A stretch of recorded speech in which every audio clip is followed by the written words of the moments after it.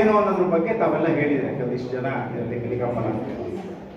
ನಮಗೆ ನೋಡಿ, ನಮ್ಮ ಒಂದು ಶಿಕ್ಷಣದ ಗುರಿಗಳಿಂದ ನಾವು ಪ್ರಾರಂಭಿಸ್ಕೊಂಡ್ರೆ, ಮೇಡಮ್ ಡಿಸ್ಕಷನ್ ಇದೆಯಾ ಏನಿಲ್ಲ ನೋಡಿ. ಈಗ ನಮ್ಮ ಎಜುಕೇಶನ್ ಶಿಕ್ಷಣ ಕ್ಷೇತ್ರದ ಒಂದು ಸಿನೇರಿಯೋನ ನೋಡ್ಕೊಂಡ್ರೆ ನಾವು ಶಿಕ್ಷಣದ ಗುರಿಗಳಿಂದ ಪ್ರಾರಂಭ ಆಗುತ್ತೆ. ಶಿಕ್ಷಣದ ಗುರಿಗಳು ವಿಶಾಲವಾಗಿರ್ತವೆ.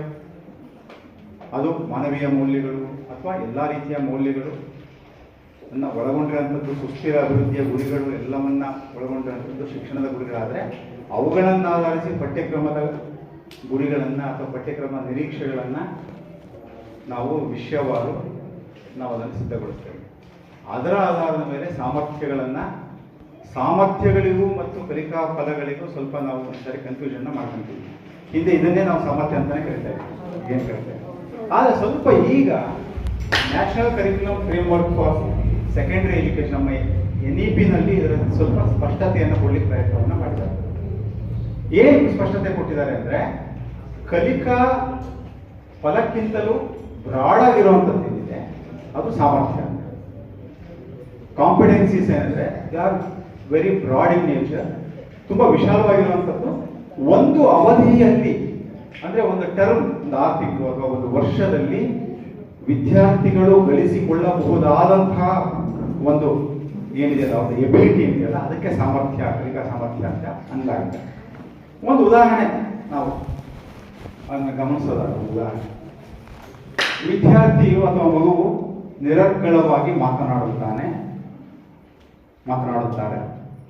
ಮತ್ತು ಸಂವಹನವನ್ನ ಅಥವಾ ಒಂದು ಸಂಭಾಷಣೆಯನ್ನ ನಡೆಸುವುದು ಶಕ್ಯನಾಗುತ್ತಾನೆ ಅನ್ನುವಂಥದ್ದನ್ನ ಒಂದು ಉದಾಹರಣೆ ತಗೋಣ. ಸೊ ಇದು ಈ ಒಂದು ಸಾಮರ್ಥ್ಯ ಏನಿದೆ ಅದು ನಾವು 1 ತರಗತಿ ಅಥವಾ 2 ತರಗತಿಯಲ್ಲಿ ಸಾಧನೆ ಆಗುವಂಥದ್ದಲ್ಲ. ವಿದ್ಯಾರ್ಥಿಯು ನಿರರ್ಗಳವಾಗಿ ಮಾತನಾಡುತ್ತಾನೆ ಅನ್ನುವಂಥದ್ದೇನಿದೆ ಅದು ತುಂಬಾ ವಾಸ್ಟ್ ಆಗಿರುವಂಥದ್ದು.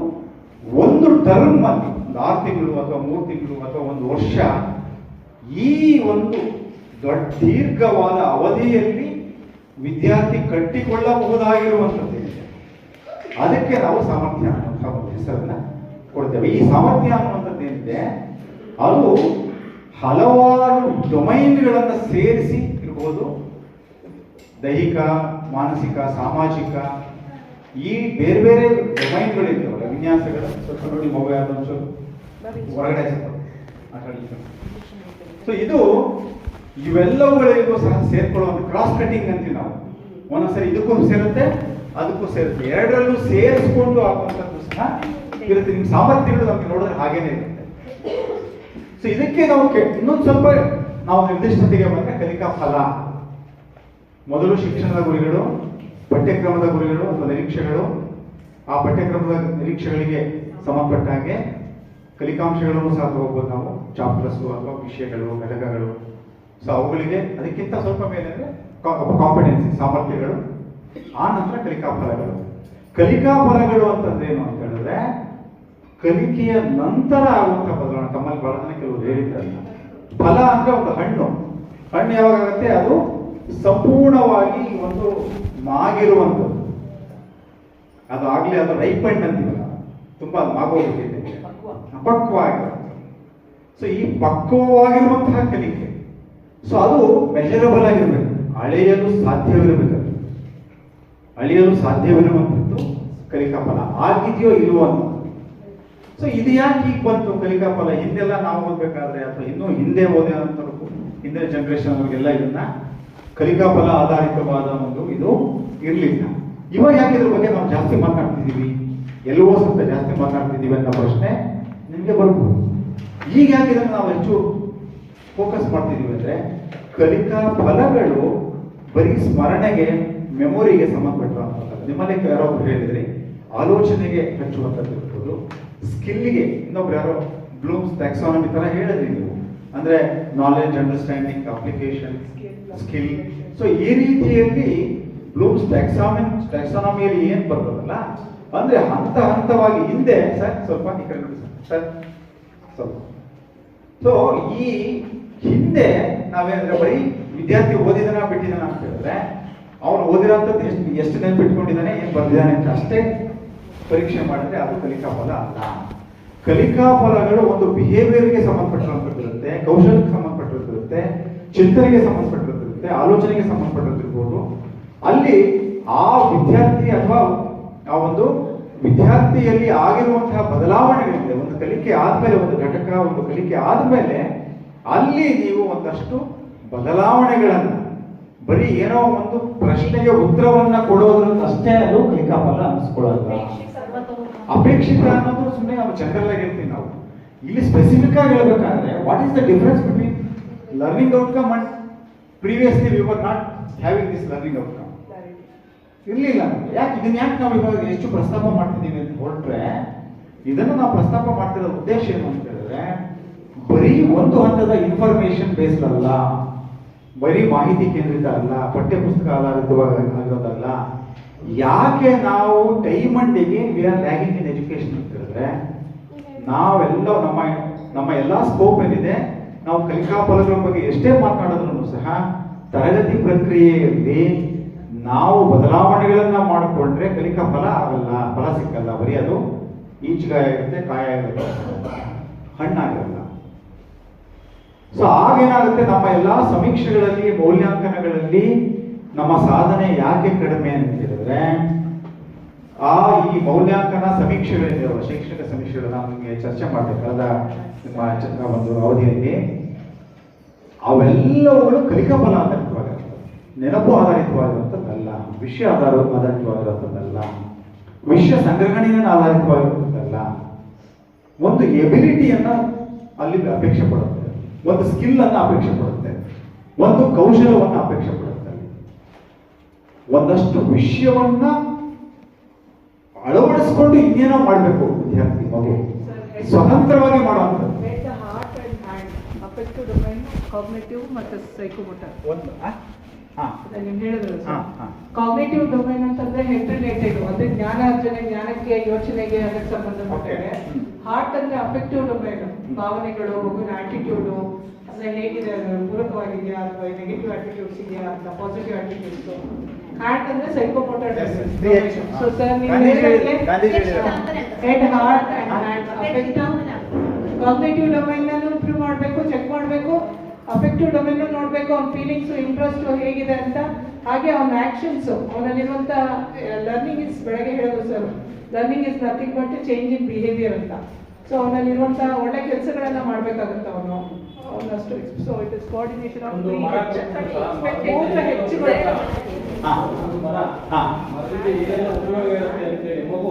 ಇಲ್ಲ, ಅದು ಆ ಥರ ಎಲ್ಲ ಹೋಗೋದು ಬೇಡ.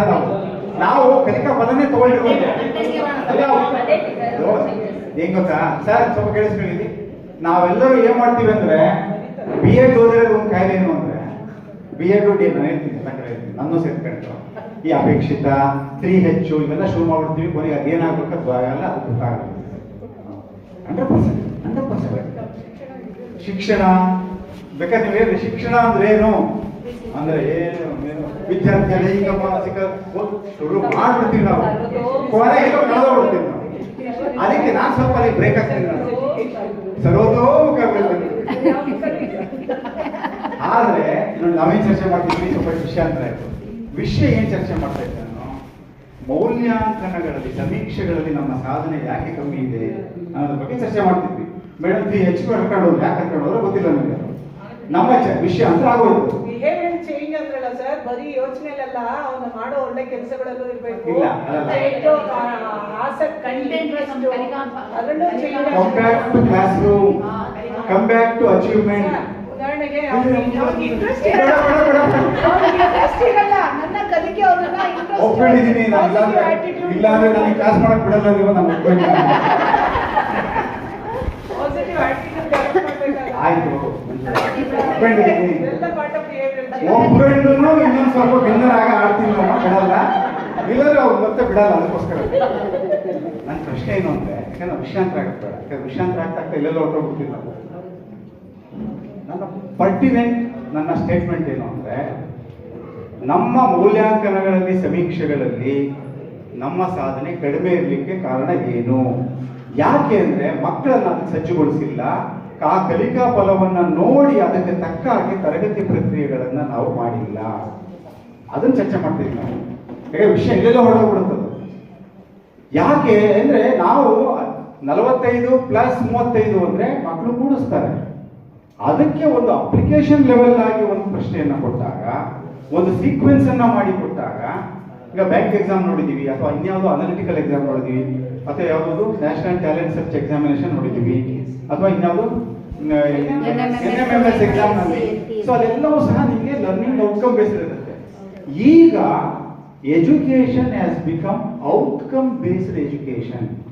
ಇವಾಗ ನಾವೆಲ್ಲ ಎಜುಕೇಶನ್ ಹೇಗೆ ಅಂದ್ರೆ, ಇವತ್ತಿನ ಶಿಕ್ಷಣ ಯಾವ ರೀತಿಯಲ್ಲಿ ನಾವು ಬದಲಾಯಿಸಲಿಕ್ಕೆ ಹೊರಟಿದ್ದೀವಿ ಅಂತಂದ್ರೆ, ಪ್ರತಿಫಲ ಆಧಾರಿತವಾಗಿರ್ತಕ್ಕಂಥ ಶಿಕ್ಷಣಕ್ಕೆ ನಾವು ಹೊರಟಿದ್ದೀವಿ ಅಂತ.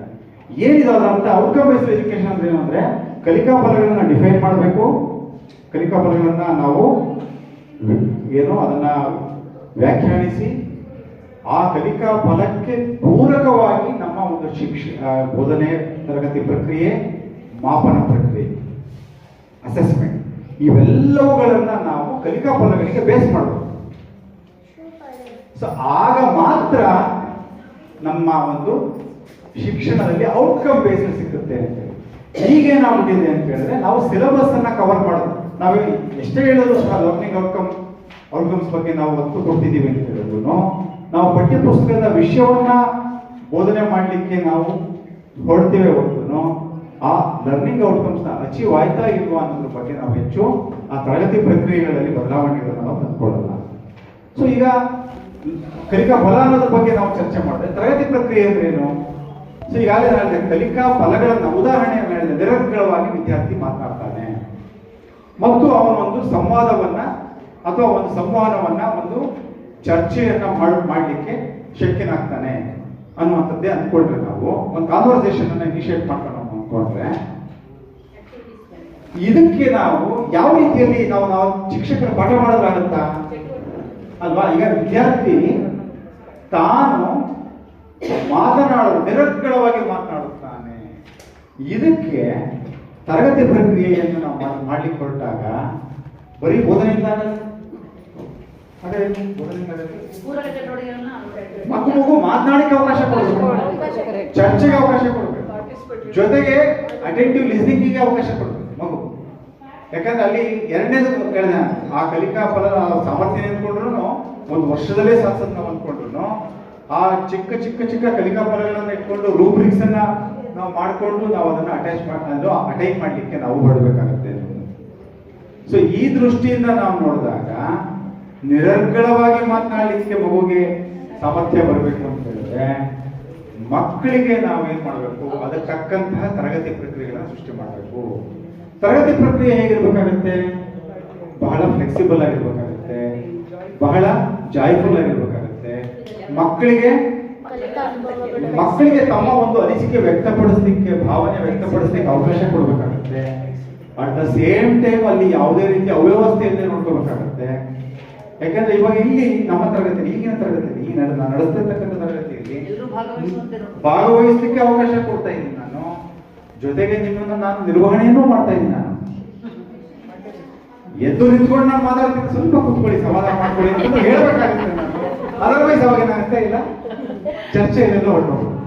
ಸೊ ಇದು ಆ ಸೂತ್ರ ಹಿಡ್ಕೊಳ್ಬೇಕು, ಯಾವುದು ಗಾಳಿಪಟದ ಸೂತ್ರ ನನ್ನ ಕೈಯಲ್ಲಿ ಇಟ್ಕೊಂಡೆ ನಾನು ನಿರ್ವಹಣೆ. ಅದೇ ತರ ಶಿಕ್ಷಕರು ಸಹ ಅಲ್ಲೊಂದು ಆತಂಕ ಶಿಕ್ಷಕರು ಈ ಕಲಿಕಾಫಲ ಆಧಾರಿತ ತರಗತಿ ಪ್ರಕ್ರಿಯೆಗೆ ಹೋಗ್ಬೇಕಾದ್ರೆ ಅವ್ರಿಗೆ ಏನೋ ಒಂದು ಅನುಮಾನ ಅಂತ ಹೇಳಿದ್ರೆ, ಸರ್ ಅದು ಹೊರಟೋಗ್ಬಿಟ್ರೆ ವಿದ್ಯಾರ್ಥಿಗಳು ಕಂಟ್ರೋಲಿಗೆ ಸಿಗಲ್ಲ ಸರ್, ನನ್ನ ನಿಯಂತ್ರಣಕ್ಕೆ ಸಿಗಲ್ಲ. ಅದಕ್ಕೆ ನಾನೇನ್ ಮಾಡ್ತೀನಿ, ನಾನು ಪ್ರಶ್ನೆ ಕೇಳ್ತೀನಿ, ನಾನು ಪಾಠ ಮಾಡ್ತೀನಿ, ನಾನು ಚೆನ್ನಾಗಿ ಪಾಠ ಮಾಡ್ತೀನಿ ಸರ್, ಅವ್ರು ಕಲಿತಾರೆ.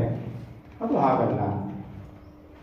ಸೊ ತರಗತಿ ಪ್ರಕ್ರಿಯೆಗಳಲ್ಲಿ ಒಂದು ವೈವಿಧ್ಯತೆ ತರುವಂಥದ್ದು, ವಿದ್ಯಾರ್ಥಿಗಳ ಭಾಗವಹಿಸುವಿಕೆಗೆ ಅವಕಾಶ ಕೊಡುವಂಥದ್ದು, ಆ ಕಲಿಕಾಫಲ ಏನು ಬೇಡುತ್ತೋ ಅದಕ್ಕೆ ತಕ್ಕಂತಹ ಒಂದು ಅಸೈನ್ಮೆಂಟ್ಸ್ ಇರ್ಬೋದು, ಆಕ್ಟಿವಿಟೀಸ್ ಇರ್ಬೋದು, ಡೆಮೋನ್ಸ್ಟ್ರೇಷನ್ ಇರ್ಬೋದು, ಏನೇನು ಅವಕಾಶ ಇದೆಯೋ, ಪ್ರಾಜೆಕ್ಟ್ಸ್ ಇರ್ಬೋದು, ಏನೇನು ಅವಕಾಶ ಇದೆಯೋ ಆ ಎಲ್ಲಾ ಅವಕಾಶಗಳ ಸೃಷ್ಟಿಯನ್ನ ತರಗತಿಯಲ್ಲಿ ಸೃಷ್ಟಿ ಮಾಡ್ತಾರೆ. ಇದರ ಜೊತೆಗೆ ಇನ್ನೊಂದು ಬಹಳ ಮುಖ್ಯವಾಗಿರುವಂಥದ್ದಿದೆ. ಕಲಿಕಾಫಲ ಅಟೆಂಡ್ ಮಾಡಬೇಕು ಅಂದ್ರೆ ನಾವು ವಿದ್ಯಾರ್ಥಿ ಶಿಕ್ಷಕರ ನಡುವಿನ ಸಾಮರಸ್ಯ, ಆ ಬಾಂಧವ್ಯ, ವಿದ್ಯಾರ್ಥಿಯನ್ನ ಶಿಕ್ಷಕ ಹೇಗೆ ನಡೆಸ್ಕೊಳ್ತಾನೆ, ಗೌರವ ಕೊಡ್ತಾರ, ಮನ್ನಣೆ ಕೊಡ್ತಾರ, ಮತ್ತು ಭಯರಹಿತವಾದ ವಾತಾವರಣ ಇದೆಯಾ, ನಾನ್ ಥ್ರೆಟನಿಂಗ್ ಎನ್ವೈರನ್ಮೆಂಟ್, ತೊಡಗಿಸಿಕೊಳ್ಳುವಿಕೆ, ಅವರನ್ನ ಭಾಗವಹಿಸುವಂತೆ ಮಾಡ್ತಕ್ಕಂಥದ್ದು ಇದೆಯಾ, ಇದು ಬೇಕಾಗುತ್ತೆ. ಸೊ ಈ ಜೊತೆಗೆ ಎಲ್ಲಾ ವಿದ್ಯಾರ್ಥಿಗಳು ಕಲಿಯಬಲ್ಲರು ಅನ್ನುವಂತಹ ಒಂದು ನಂಬಿಕೆ, ಆ ಒಂದು ವಿಶ್ವಾಸ ಇದೆಯಾ, ಇದು ಬಹಳ ಮುಖ್ಯ. ಈ ತರಗತಿ ಪ್ರಕ್ರಿಯೆಯಿಂದ ಇದು ಸಹ ಸೇರ್ಕೊಳ್ಳುತ್ತೆ. ಜೊತೆಗೆ ಅಲ್ಲಿ ಒಂದಷ್ಟು ವಿದ್ಯಾರ್ಥಿಗಳು ಓಡಾಡಲಿಕ್ಕೆ ಜಾಗವನ್ನು ಬೇಕಾಗತ್ತಲ್ಲಿ. ಅದಕ್ಕೆ ಏನ್ ಹೇಳ್ತಾರೆ, ಕಾರ್ನರ್ಸ್ ಅನ್ನ ಉಪಯೋಗಿಸ್ಕೊಳ್ಳಿ. ನೀವು ಬೇರೆ ಬೇರೆದಕ್ಕೆ ಮೂಲೆಗಳನ್ನ ಉಪಯೋಗಿಸ್ಕೊಳ್ಳಿ. ಲರ್ನಿಂಗ್ ಕಾರ್ನರ್ಸ್ ಮಾಡ್ಕೊಳ್ತಿರೋ ಅಥವಾ ಏನಾದ್ರು ಮಧ್ಯದಲ್ಲಿ ಜಾಗ ಮಕ್ಕಳಿಗೆ. ಯಾಕಂದ್ರೆ ನಮಗೆ ಒಂದು ನಮ್ಯವಾದಂಥ ಫ್ಲೆಕ್ಸಿಬಲ್ ಕ್ಲಾಸ್ ರೂಮ್ ಅಂತಂದಾಗ ಈ ಮಗು ಏನೋ ಒಂದು ಇನ್ನೊಂದು ಮಗು ಜೊತೆಗೆ ಇಂಟರಾಕ್ಟ್ ಮಾಡಿ ಹೋಗುತ್ತೆ ಅಂದ್ರೆ ಅದಕ್ಕೊಂದು ಅವಕಾಶ ಇರ್ಬೇಕಾಗುತ್ತೆ. ಸೊ ಆ ತರದ ಈಗ ನಾನು ಇಲ್ಲಿ ಕೂತಿದ್ರಿ, ಮೇಡಮ್ ಇಲ್ಲಿ ಕೂತಿದ್ದಾರೆ, ಅವ್ರು ಅಲ್ಲೋ ಕೂತ್ಕೊಂತೀನಿ ಅಂದ್ರೆ nothing wrong, as long as ಅಲ್ಲಿ ಡಿಸಿಪ್ಲಿನ್ಗೆ ತೊಂದರೆ ಆಗುತ್ತೆ ತರ. ಸೊ ಅದು ಏನೋ ಒಂದು ಅಪರಾಧ ತರನ ನೋಡ್ಬಾರ್ದು. ಎಷ್ಟೋ ಸರಿ ಶಿಕ್ಷಕರು ಅದನ್ನು ಒಪ್ಪೋದಿಲ್ಲ. ಕೆಲವು ಕಡೆ ನಲಿಕಲಿಯಲ್ಲೆಲ್ಲ ಒಪ್ಕೊಂಡಿರ್ತಾರೆ, ಮೇಲೆ ಬಂದಾಗ ಅಲ್ಲಿ ಪೂರ್ತಿ ಚೇಂಜ್ ಆಗುತ್ತೆ. ಸೊ ಹೀಗೆ ಅಲ್ಲಿ ಒಂದೊಂದು ಲೆವೆಲ್ಗೂ ನೀವು NCF-FS ನೀವು ನೋಡಿದ್ರೆ, national curriculum framework for NCF-SE, national curriculum framework for school education, ನೀವು ನೋಡಿದ್ರೆ ಅಲ್ಲಿ ಪ್ರತಿಯೊಂದು ಲೆವೆಲ್ಗೂ ನೀವು ಫೌಂಡೇಶನ್ ಲೆವೆಲ್ ಅಲ್ಲಿ ಹೇಗಿರಬೇಕು ತರಗತಿ ವಾತಾವರಣ ಮತ್ತು ಪ್ರಕ್ರಿಯೆಗಳು ಡಿಫೈನ್ ಮಾಡಿದ್ದಾರೆ ಅವರು. ಸೆಕೆಂಡರಿ ಫೌಂಡೇಶನ್ ಲೆವೆಲ್ ಅಲ್ಲಿ ಹೇಗಿರಬೇಕು, ಪ್ರಿಪರೇಟರಿ ಲೆವೆಲ್ ಅಲ್ಲಿ ಹೇಗಿರಬೇಕು, ಆಮೇಲೆ ಇನ್ನೊಂದು ಯಾವುದು ಅಲ್ಲ, ನಮ್ಮ 4 ಘಟಕ ಮಾಡಿದಾರಲ್ಲ, 4 levels. One is foundational level, next is preparatory level, next is elementary level, next is secondary. So ಈ 4 ಹಂತಗಳಲ್ಲೂ ಏನಿರಬೇಕು ಅಂತ NCF-SE ನಲ್ಲಿ ಡಿಫೈನ್ ಮಾಡಿ. ತರಗತಿ ಪ್ರಕ್ರಿಯೆಗಳು, ತರಗತಿ ಹೇಗಿರ್ಬೇಕು, ಗಾಳಿ ಬೆಳಕಿರಬೇಕು, ಓಡಾಡ್ಲಿಕ್ಕೆ ಜಾಗ ಇರಬೇಕು, ಆಸನ ವ್ಯವಸ್ಥೆ ಫ್ಲೆಕ್ಸಿಬಲ್ ಆಗಿರ್ಬೇಕು. ಸೊ ಈ ತರ ಇರಬೇಕು ಆಸನ ವ್ಯವಸ್ಥೆ, ಈ ತರ ಚಿಕ್ಕದಾಗಿ, ಅಂದ್ರೆ ತುಂಬಾ ಸಿಂಪಲ್ ಆಗಿ ಇದನ್ನ ಬೇಕಾದ್ರೆ ನಾವು ಈ ಹಾಲಲ್ಲಿ ನಮಗೆ ತುಂಬಾ ಚೆನ್ನಾಗಿ ಅನುಕೂಲ ಏನು ಅಂತಂದ್ರೆ ಇದನ್ನ ನಾವು ಸರ್ಕ್ಯುಲರ್ ಮಾಡ್ತೀವಿ. ನಾವು ಚಿಕ್ಕ ಅಲ್ಲ, ಅಲ್ಲಿ ಹಿಂದೆ ಇದೆ ರೌಂಡ್ ಶೇಪ್, ಅದನ್ನ ಹಾಕಿ ಸರ್ಕ್ಯುಲರ್ ಮಾಡ್ತೀವಿ. ತುಂಬಾ ಜಾಸ್ತಿ ಜನ ಇದ್ರೆ ಈ ರೀತಿ ಮಾಡ್ತೀವಿ. ಸೊ ಅಲ್ಲಿ ನಮ್ಮ ತರಗತಿಗಳಲ್ಲೂ ಅದಕ್ಕೆ ಅವಕಾಶ ಇರಬೇಕು, ಮಕ್ಕಳು ಓಡಾಡಲಿಕ್ಕೆ ಇದಿರ್ಬೇಕು. ಆಮೇಲೆ ಅಲ್ಲಿ ರಿಸೋರ್ಸಸ್ಗೆ ಅವಕಾಶ ಇರಬೇಕು. ಜೊತೆಗೆ ಮೌಲ್ಯಮಾಪನ, ಮೌಲ್ಯಾಂಕನ. ಸೊ ಈ ನನಗೆ ಈಗ ಹೇಳಿ, ನೀವು ಕಲಿಕಾಫಲ ಆಧಾರಿತ ತರಗತಿ ಪ್ರಕ್ರಿಯೆ ಮತ್ತು ಮಾಪನ ಮೌಲ್ಯಾಂಕನ ಇವೆರಡು ಬೇರೆ ಬೇರೆನಾ? ಇವೆರಡು ಒಟ್ಟಿಗೆ ಹೋಗ್ಬೇಕಾ, ಪ್ರತ್ಯೇಕವಾಗಿ ಹೋಗ್ಬೇಕಾ? ಪ್ರತ್ಯೇಕವಾಗಿ ಹೋಗ್ಬೇಕು ಅನ್ನೋರು ಕೈ ಎತ್ತಿ. ಒಟ್ಟಿಗೆ ಹೋಗ್ಬೇಕಲ್ವಾ? ಅದಕ್ಕೆ ನಾನು ಇದನ್ನ ನನಗೆ ಕಲಿಕಾಫಲ ಆಧಾರಿತ ಮೌಲ್ಯಾಂಕನ ಅಂತ ನನಗೆ ಕೊಟ್ಟಿದ್ದೆ. ಅದು ಎದಕ್ಕೆನೆಲ್ಲ ಸೇರಿಸ್ಕೊಂಡಿದ್ದ. ಕಲಿಕಾಫಲ ಅಂದ್ರೇನು, ತರಗತಿ ಪ್ರಕ್ರಿಯೆ ಅಂದ್ರೇನು, ಮೌಲ್ಯಾಂಕನ ಮಾಪನ ಅಂದ್ರೇನು. ನೋಡಿ, ತರಗತಿ ಕಲಿಕಾ ಫಲ ಅಂತಂದಾಗ ನಮ್ಗೆ ಗೊತ್ತಾಯ್ತು ಯಾವುದೇ ಒಂದು ಬಿಹೇವಿಯರಲ್ ಆಸ್ಪೆಕ್ಟ್, ಒಂದು ಬರೀ ಸ್ಮರಣೆ ಅಲ್ಲ, ಬರೀ ವಿವರಿಸುವರು ಅಥವಾ ವ್ಯಾಖ್ಯಾನಿಸುವರು, ಈ ರೀತಿ ನೀವು ಕಲಿಕಾಫಲ ಯಾವುದನ್ನೇ ನೀವು ತಗೊಂಡು ನೋಡಿದ್ರು ಆ ರೀತಿ ಇರಲ್ಲ. ಅಲ್ಲೊಂದು ವರ್ತನೆಯಲ್ಲಿ ಆಗುವಂತಹ ಮಾರ್ಪಾಡು, ಕೌಶಲದಲ್ಲಿ ಆಗುವಂತಹ ಮಾರ್ಪಾಡಿರುತ್ತೆ. ಸೊ ಇದು ಆಗಿದೆಯೋ ಆಗಿಲ್ವೋ ಅನ್ನೋದನ್ನ ಮಾಪನ ಮಾಡ್ಬೇಕಾದ್ರೆ ಅದು ಅಬ್ಸರ್ವೇಷನ್ ಅಲ್ಲಿ ಮಾಡ್ಬೋದು, ಪ್ರಶ್ನೆ ಕೇಳೋದ್ರ ಮೂಲಕ ಮಾಡ್ಬೋದು, ಅಥವಾ ಆ ಒಂದು ನಡಿಬೇಕಾದ್ರೇನೆ ಅದ್ರ ಜೊತೆಗೇನೆ ಕಂಟಿನ್ಯೂಸ್ ನಿರಂತರವಾದ ಮಾಪನ ಅಂತೀವಲ್ಲ, ಅದು ಪೋರ್ಟ್ಫೋಲಿಯೋಸ್ ಅನ್ನ ಮಾಡ್ಬೋದು. ಅಥವಾ ಚಿಕ್ಕದಾಗಿರ್ತಕ್ಕಂಥ, ಇವಾಗ ಒಂದನ್ನ ನಾನು ಇನಿಷಿಯೇಟ್ ಮಾಡಿದೆ, ನಿಮಗೆ ಒಂದು ಆಕ್ಟಿವಿಟಿ ಇನಿಷಿಯೇಟ್ ಮಾಡಿದೆ. ಯೂಶುವಲ್ ಆಗಿ ಈ ಮೆಥಡ್ ನಾನು ತುಂಬಾ ಜಾಸ್ತಿ ಜನ ಇದ್ದಾಗ ಈ ಮೆಥಡ್ ನ ಫಾಲೋ ಮಾಡ್ತೀನಿ.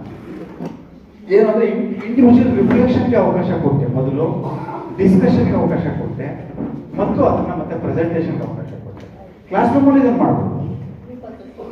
ಕ್ಲಾಸ್ ರೂಮ್ ಈಗ ಎಷ್ಟೋ ಸರಿ ಏನೋ ಮಾಡುತ್ತೆ, ಫೆಸಿಲಿಟೇಟರ್ಸ್ಗೆ ತುಂಬಾ ಜಾಸ್ತಿ ಪಾರ್ಟಿಸಿಪೇಟ್ಸ್ ಇದ್ರೆ, ಸ್ಟೂಡೆಂಟ್ಸ್ ಇದ್ರೆ ನಮಗೆ ಪಾರ್ಟಿಸಿಪೇಟಿಂಗ್ ಮೋಡ್ ಮಾಡಕ್ ಬರಲ್ಲ, ಅದಕ್ಕೆ ನಾನು ಲೆಕ್ಚರಿಂಗ್ ಮಾಡ್ತೀನಿ. No, we can do participate. There are so many ways. Is one way I tried here. So ನಿಮಗೆ ಇಂಡಿವಿಜುವಲ್ ಒಬ್ರು ಯಾರೋ ಸುಮ್ಮನೆ ಹಾಗೆ ಕೂತಿದ್ರು ನಮ್ಮ ಮಿತ್ರರು, ನೀವು ಬರೀಬೇಕು ಅಂತ ಹೇಳಿದ್ರೆ. ಯಾಕೆ ಹೇಳಿದೆ? ಏನಾಗುತ್ತೆ, ನೀವು ನಾನೂ ಬರಿಬೇಕು ಅಂತ ನನಗೆ ಗೊತ್ತಾದ್ರೆ ಮಾತ್ರ ನಾನು ಏನೋ ಒಂದು ಪುಸ್ತಕ ತಗೊಂಡು ಏನೋ ಒಂದಾದ್ರೂ ನಾನು, ಅದರ್ವೈಸ್ ನಮ್ಮ ಅಟೆನ್ಷನ್ ಸ್ಪ್ಯಾನ್ ನಮ್ಮ ಎಲ್ಲರದು ಹೆಂಗಾಗಿದೆ ಅಂದ್ರೆ, ನಮ್ಮೆಲ್ಲರೂ 30 ಸೆಕೆಂಡು 1 ನಿಮಿಷಕ್ಕೆ ಇಳಿದೋಗಿದೆ, 30 ಸೆಕೆಂಡ್ಗಿಂತನೂ ಕಮ್ಮಿ ಆಗೋಗಿದೆ. ರೀಲ್ ಅದಕ್ಕೆ 30 ಸೆಕೆಂಡ್ ಮಾಡೋದು. ಹೌದು, it's based on research. Reels have been made based on the research. YouTube ಅಲ್ಲಿ ನಿಮ್ದು ಯೂಟ್ಯೂಬ್ ಚಾನಲ್ ಇರೋರಿಗೆ ಗೊತ್ತು, ಯೂಟ್ಯೂಬ್ ಅನಾಲಿಟಿಕ್ಸ್ ಅಂತ ಇದೆ. ವೈಟಿ ಅಂತ ಅದಕ್ಕೊಂದು ಆ್ಯಪ್ ಇದೆ, ಮೇಡಮ್ ಗೊತ್ತಿದೆ. ಸೊ ಯೂಟ್ಯೂಬ್ ಚಾನಲ್ ಇರೋರಿಗೆ ವೈಟಿ ಅನಾಲಿಟಿಕ್ಸ್ ಅಂತ ಇರುತ್ತೆ. ನೋಡಿದ್ದೀರಾ ಗೊತ್ತಾ? ಹಾ, ಸೊ ಅದು ಒಂದು ಇನ್ನೊಂದು ಆ್ಯಪ್ ಅದು. ಯಾವುದು? YouTube studio. YouTube studio. ಆ ಆ್ಯಪ್ನ ನೀವು ಬೇರೆ ಹಾಕೊಂಡ್ರೆ, ಚಾನಲ್ ಇರೋರಿಗೆ ಬೇರೆಯವ್ರಿಗೆ ಗೊತ್ತಿರಲ್ಲ. ಯೂಟ್ಯೂಬ್ ಚಾನಲ್ ಇದ್ರೆ ನೀವು ಅದನ್ನ ಡೆವಲಪ್ ಮಾಡ್ಕೊಂಡ್ರೆ, ನೀವು ಹಾಕಿರೋ ವಿಡಿಯೋಗಳನ್ನ ನೀವು ಅಲ್ಲಿ ನೋಡಿದ್ರೆ ಎಷ್ಟು ವ್ಯೂಸ್ ಆಗಿದೆ, ಎಷ್ಟು ಅವರೇಜ್ ವ್ಯೂಸ್, ಎಷ್ಟು ಅವರೇಜ್ ಡ್ಯೂರೇಷನ್. ಸುಮಾರು ನಿಮಗೆ 1,000 ವ್ಯೂಸ್ ಆಗಿದೆ ಅನ್ಕೊಳ್ಳಿ. 1,000 ವ್ಯೂಸ್ ಆಗಿದ್ರೆ ಅವರೇಜ್ 1,000 ಜನ ಎಷ್ಟು ನೋಡಿದ್ದಾರೆ ಅದು ನಿಮಗೆ ಸಿಗುತ್ತೆ. ಎಷ್ಟು ಸೆಕೆಂಡ್ಸ್ ವ್ಯೂ ಮಾಡಿದ್ರೆ ಎಷ್ಟು ಜನ ವ್ಯೂ ಮಾಡ್ದೇನೆ ಅಲ್ಲ, ಅದು ಹಂಗೆ ಗೊತ್ತಾಗುತ್ತೆ. ನಿಮಗೆ ಸುಮಾರು 40 ನಿಮಿಷದ ವಿಡಿಯೋ ಅಂದ್ಕೊಳ್ರಿ, ನೀವು ಬರೀ ಎಲ್ಲ ಸೇರಿದ್ರೆ 2.5 ನಿಮಿಷ ತೋರಿಸಿರುತ್ತೆ. 1,000 ವ್ಯೂ, 1,000 ಜನನು 40 ನಿಮಿಷ ನೋಡಿಲ್ಲ. ಒಬ್ರು ಹಿಂಗೆ ಭೇಟಿ ಕೊಟ್ಟು ಹೋಗಿದ್ದಾರೆ. ಇನ್ ಕೆಲವರು 40 ನಿಮಿಷ ನೋಡಿರ್ಬೋದು, ಇನ್ ಕೆಲವು 1 ನಿಮಿಷ ನೋಡಿರ್ಬೋದು, ಇನ್ ಕೆಲವು 10 ನಿಮಿಷ ನೋಡಿರ್ಬೋದು. ಅವರೇಜ್ ತಗೊಂಡೋದು 4 ನಿಮಿಷ ಅಂತ ಕೊಟ್ಟರು, 2 ನಿಮಿಷ ಅಂತ ಕೊಟ್ಟರು. ಇದನ್ನ ರಿಸರ್ಚ್ ಮಾಡಿ ನೋಡಿ ಯೂಟ್ಯೂಬ್ನವರು ಜನರ ಅಟೆನ್ಷನ್ ಸ್ಪ್ಯಾನ್ ಕಮ್ಮಿ ಆಗೋಗ್ಬಿಡ್ತು. ಅದಕ್ಕೆ ನಾವು 30 ಸೆಕೆಂಡ್ ನಾವು ಶುರು ಮಾಡೋಣ ಅಂತ ಅವರು ದೇ ಸ್ಟಾರ್ಟೆಡ್ ರೀಲ್ಸ್. ಸೊ ಅದಕ್ಕೆ ವಾಟ್ಸಪ್ ಸ್ಟೇಟಸ್ ಸಹ ಅದಕ್ಕೆ ಅಷ್ಟಕ್ಕೆ ಬಂದು ಈಗ 1 ನಿಮಿಷಕ್ಕೆ ಮಾಡಿದ್ದಾರೆ. ಅದು ಯಾಕಂದ್ರೆ ಅವ್ರು ಫೇಸ್ಬುಕ್ ಅಲ್ಲೆಲ್ಲ ಹಾಕ್ಲಿಕ್ಕೆಲ್ಲ ಅವಕಾಶ ಇಲ್ವಲ್ಲ, ಅದಕ್ಕೆ ಅವ್ರು 1 ನಿಮಿಷ ಮಾಡಿದ್ದಾರೆ. ಅದರಲ್ಲಿ 30 ಸೆಕೆಂಡ್ ಕರೆಕ್ಟ್ ಇತ್ತು.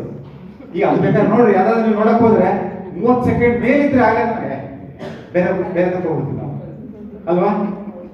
ಸೊ ಇಲ್ಲಿ ಸಹ ಅಷ್ಟೇ ಅದೇ ಆಗುತ್ತೆ. ಕೇಳಿಸ್ಕೋಬೇಕು ಅಂದ್ರೆ ಕಿವಿಗೇನೋ ಹಾಕೊಂಡು ಇನ್ನೇನೋ ಮಾಡಿ ಮತ್ತೆ ಮಧ್ಯದಲ್ಲಿ ಏನೋ ಮಾಡಿ ಕೇಳಿಸ್ಕೊಳ್ಳಕ್ಕೆ ನಮಗೆ ಆಗದೇ ಇಲ್ಲ. ಯಾಕಂದ್ರೆ ಎಷ್ಟೋ ಸಮಸ್ಯೆಗಳಿದೆ.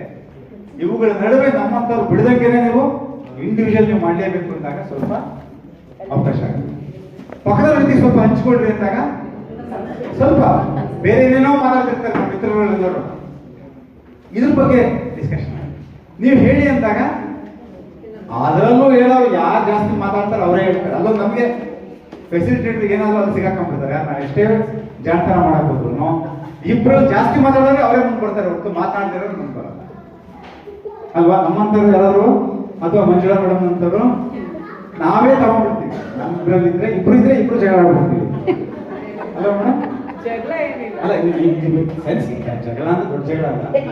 ದೂರು ಬೈಕ್ ಈ ಕಡೆ ಆ ಕಡೆ, ನಾನು ಬೈಕ್ ಅವ್ರಿಗೆ ಕೊಟ್ಮೇಲೆ ವಾಪಸ್ ಇಸ್ಕೊಂಡೆ ಕೈ ಕುಡಿ ಅಂತ, ಇಲ್ಲಾಂದ್ರೆ ಬರೋದೇ ಸಾಧ್ಯತೆ ಇರುತ್ತೆ.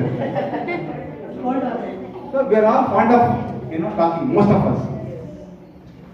ಸೊ ಇಲ್ಲಿ ತರಗತಿ ಒಳಗೆ ಅದಾಗಬಾರ್ದು. ನಾನು ಫೆಸಿಲಿಟೇಟರ್ ಅಂತ, ಯಾರು ಗುಡ್ ಫೆಸಿಲಿಟೇಟರ್ ಅಂದ್ರೆ ಟೀಚರ್ ಇಸ್ ಎ ಫೆಸಿಲಿಟೇಟರ್ ಅಂತ ನಾವು.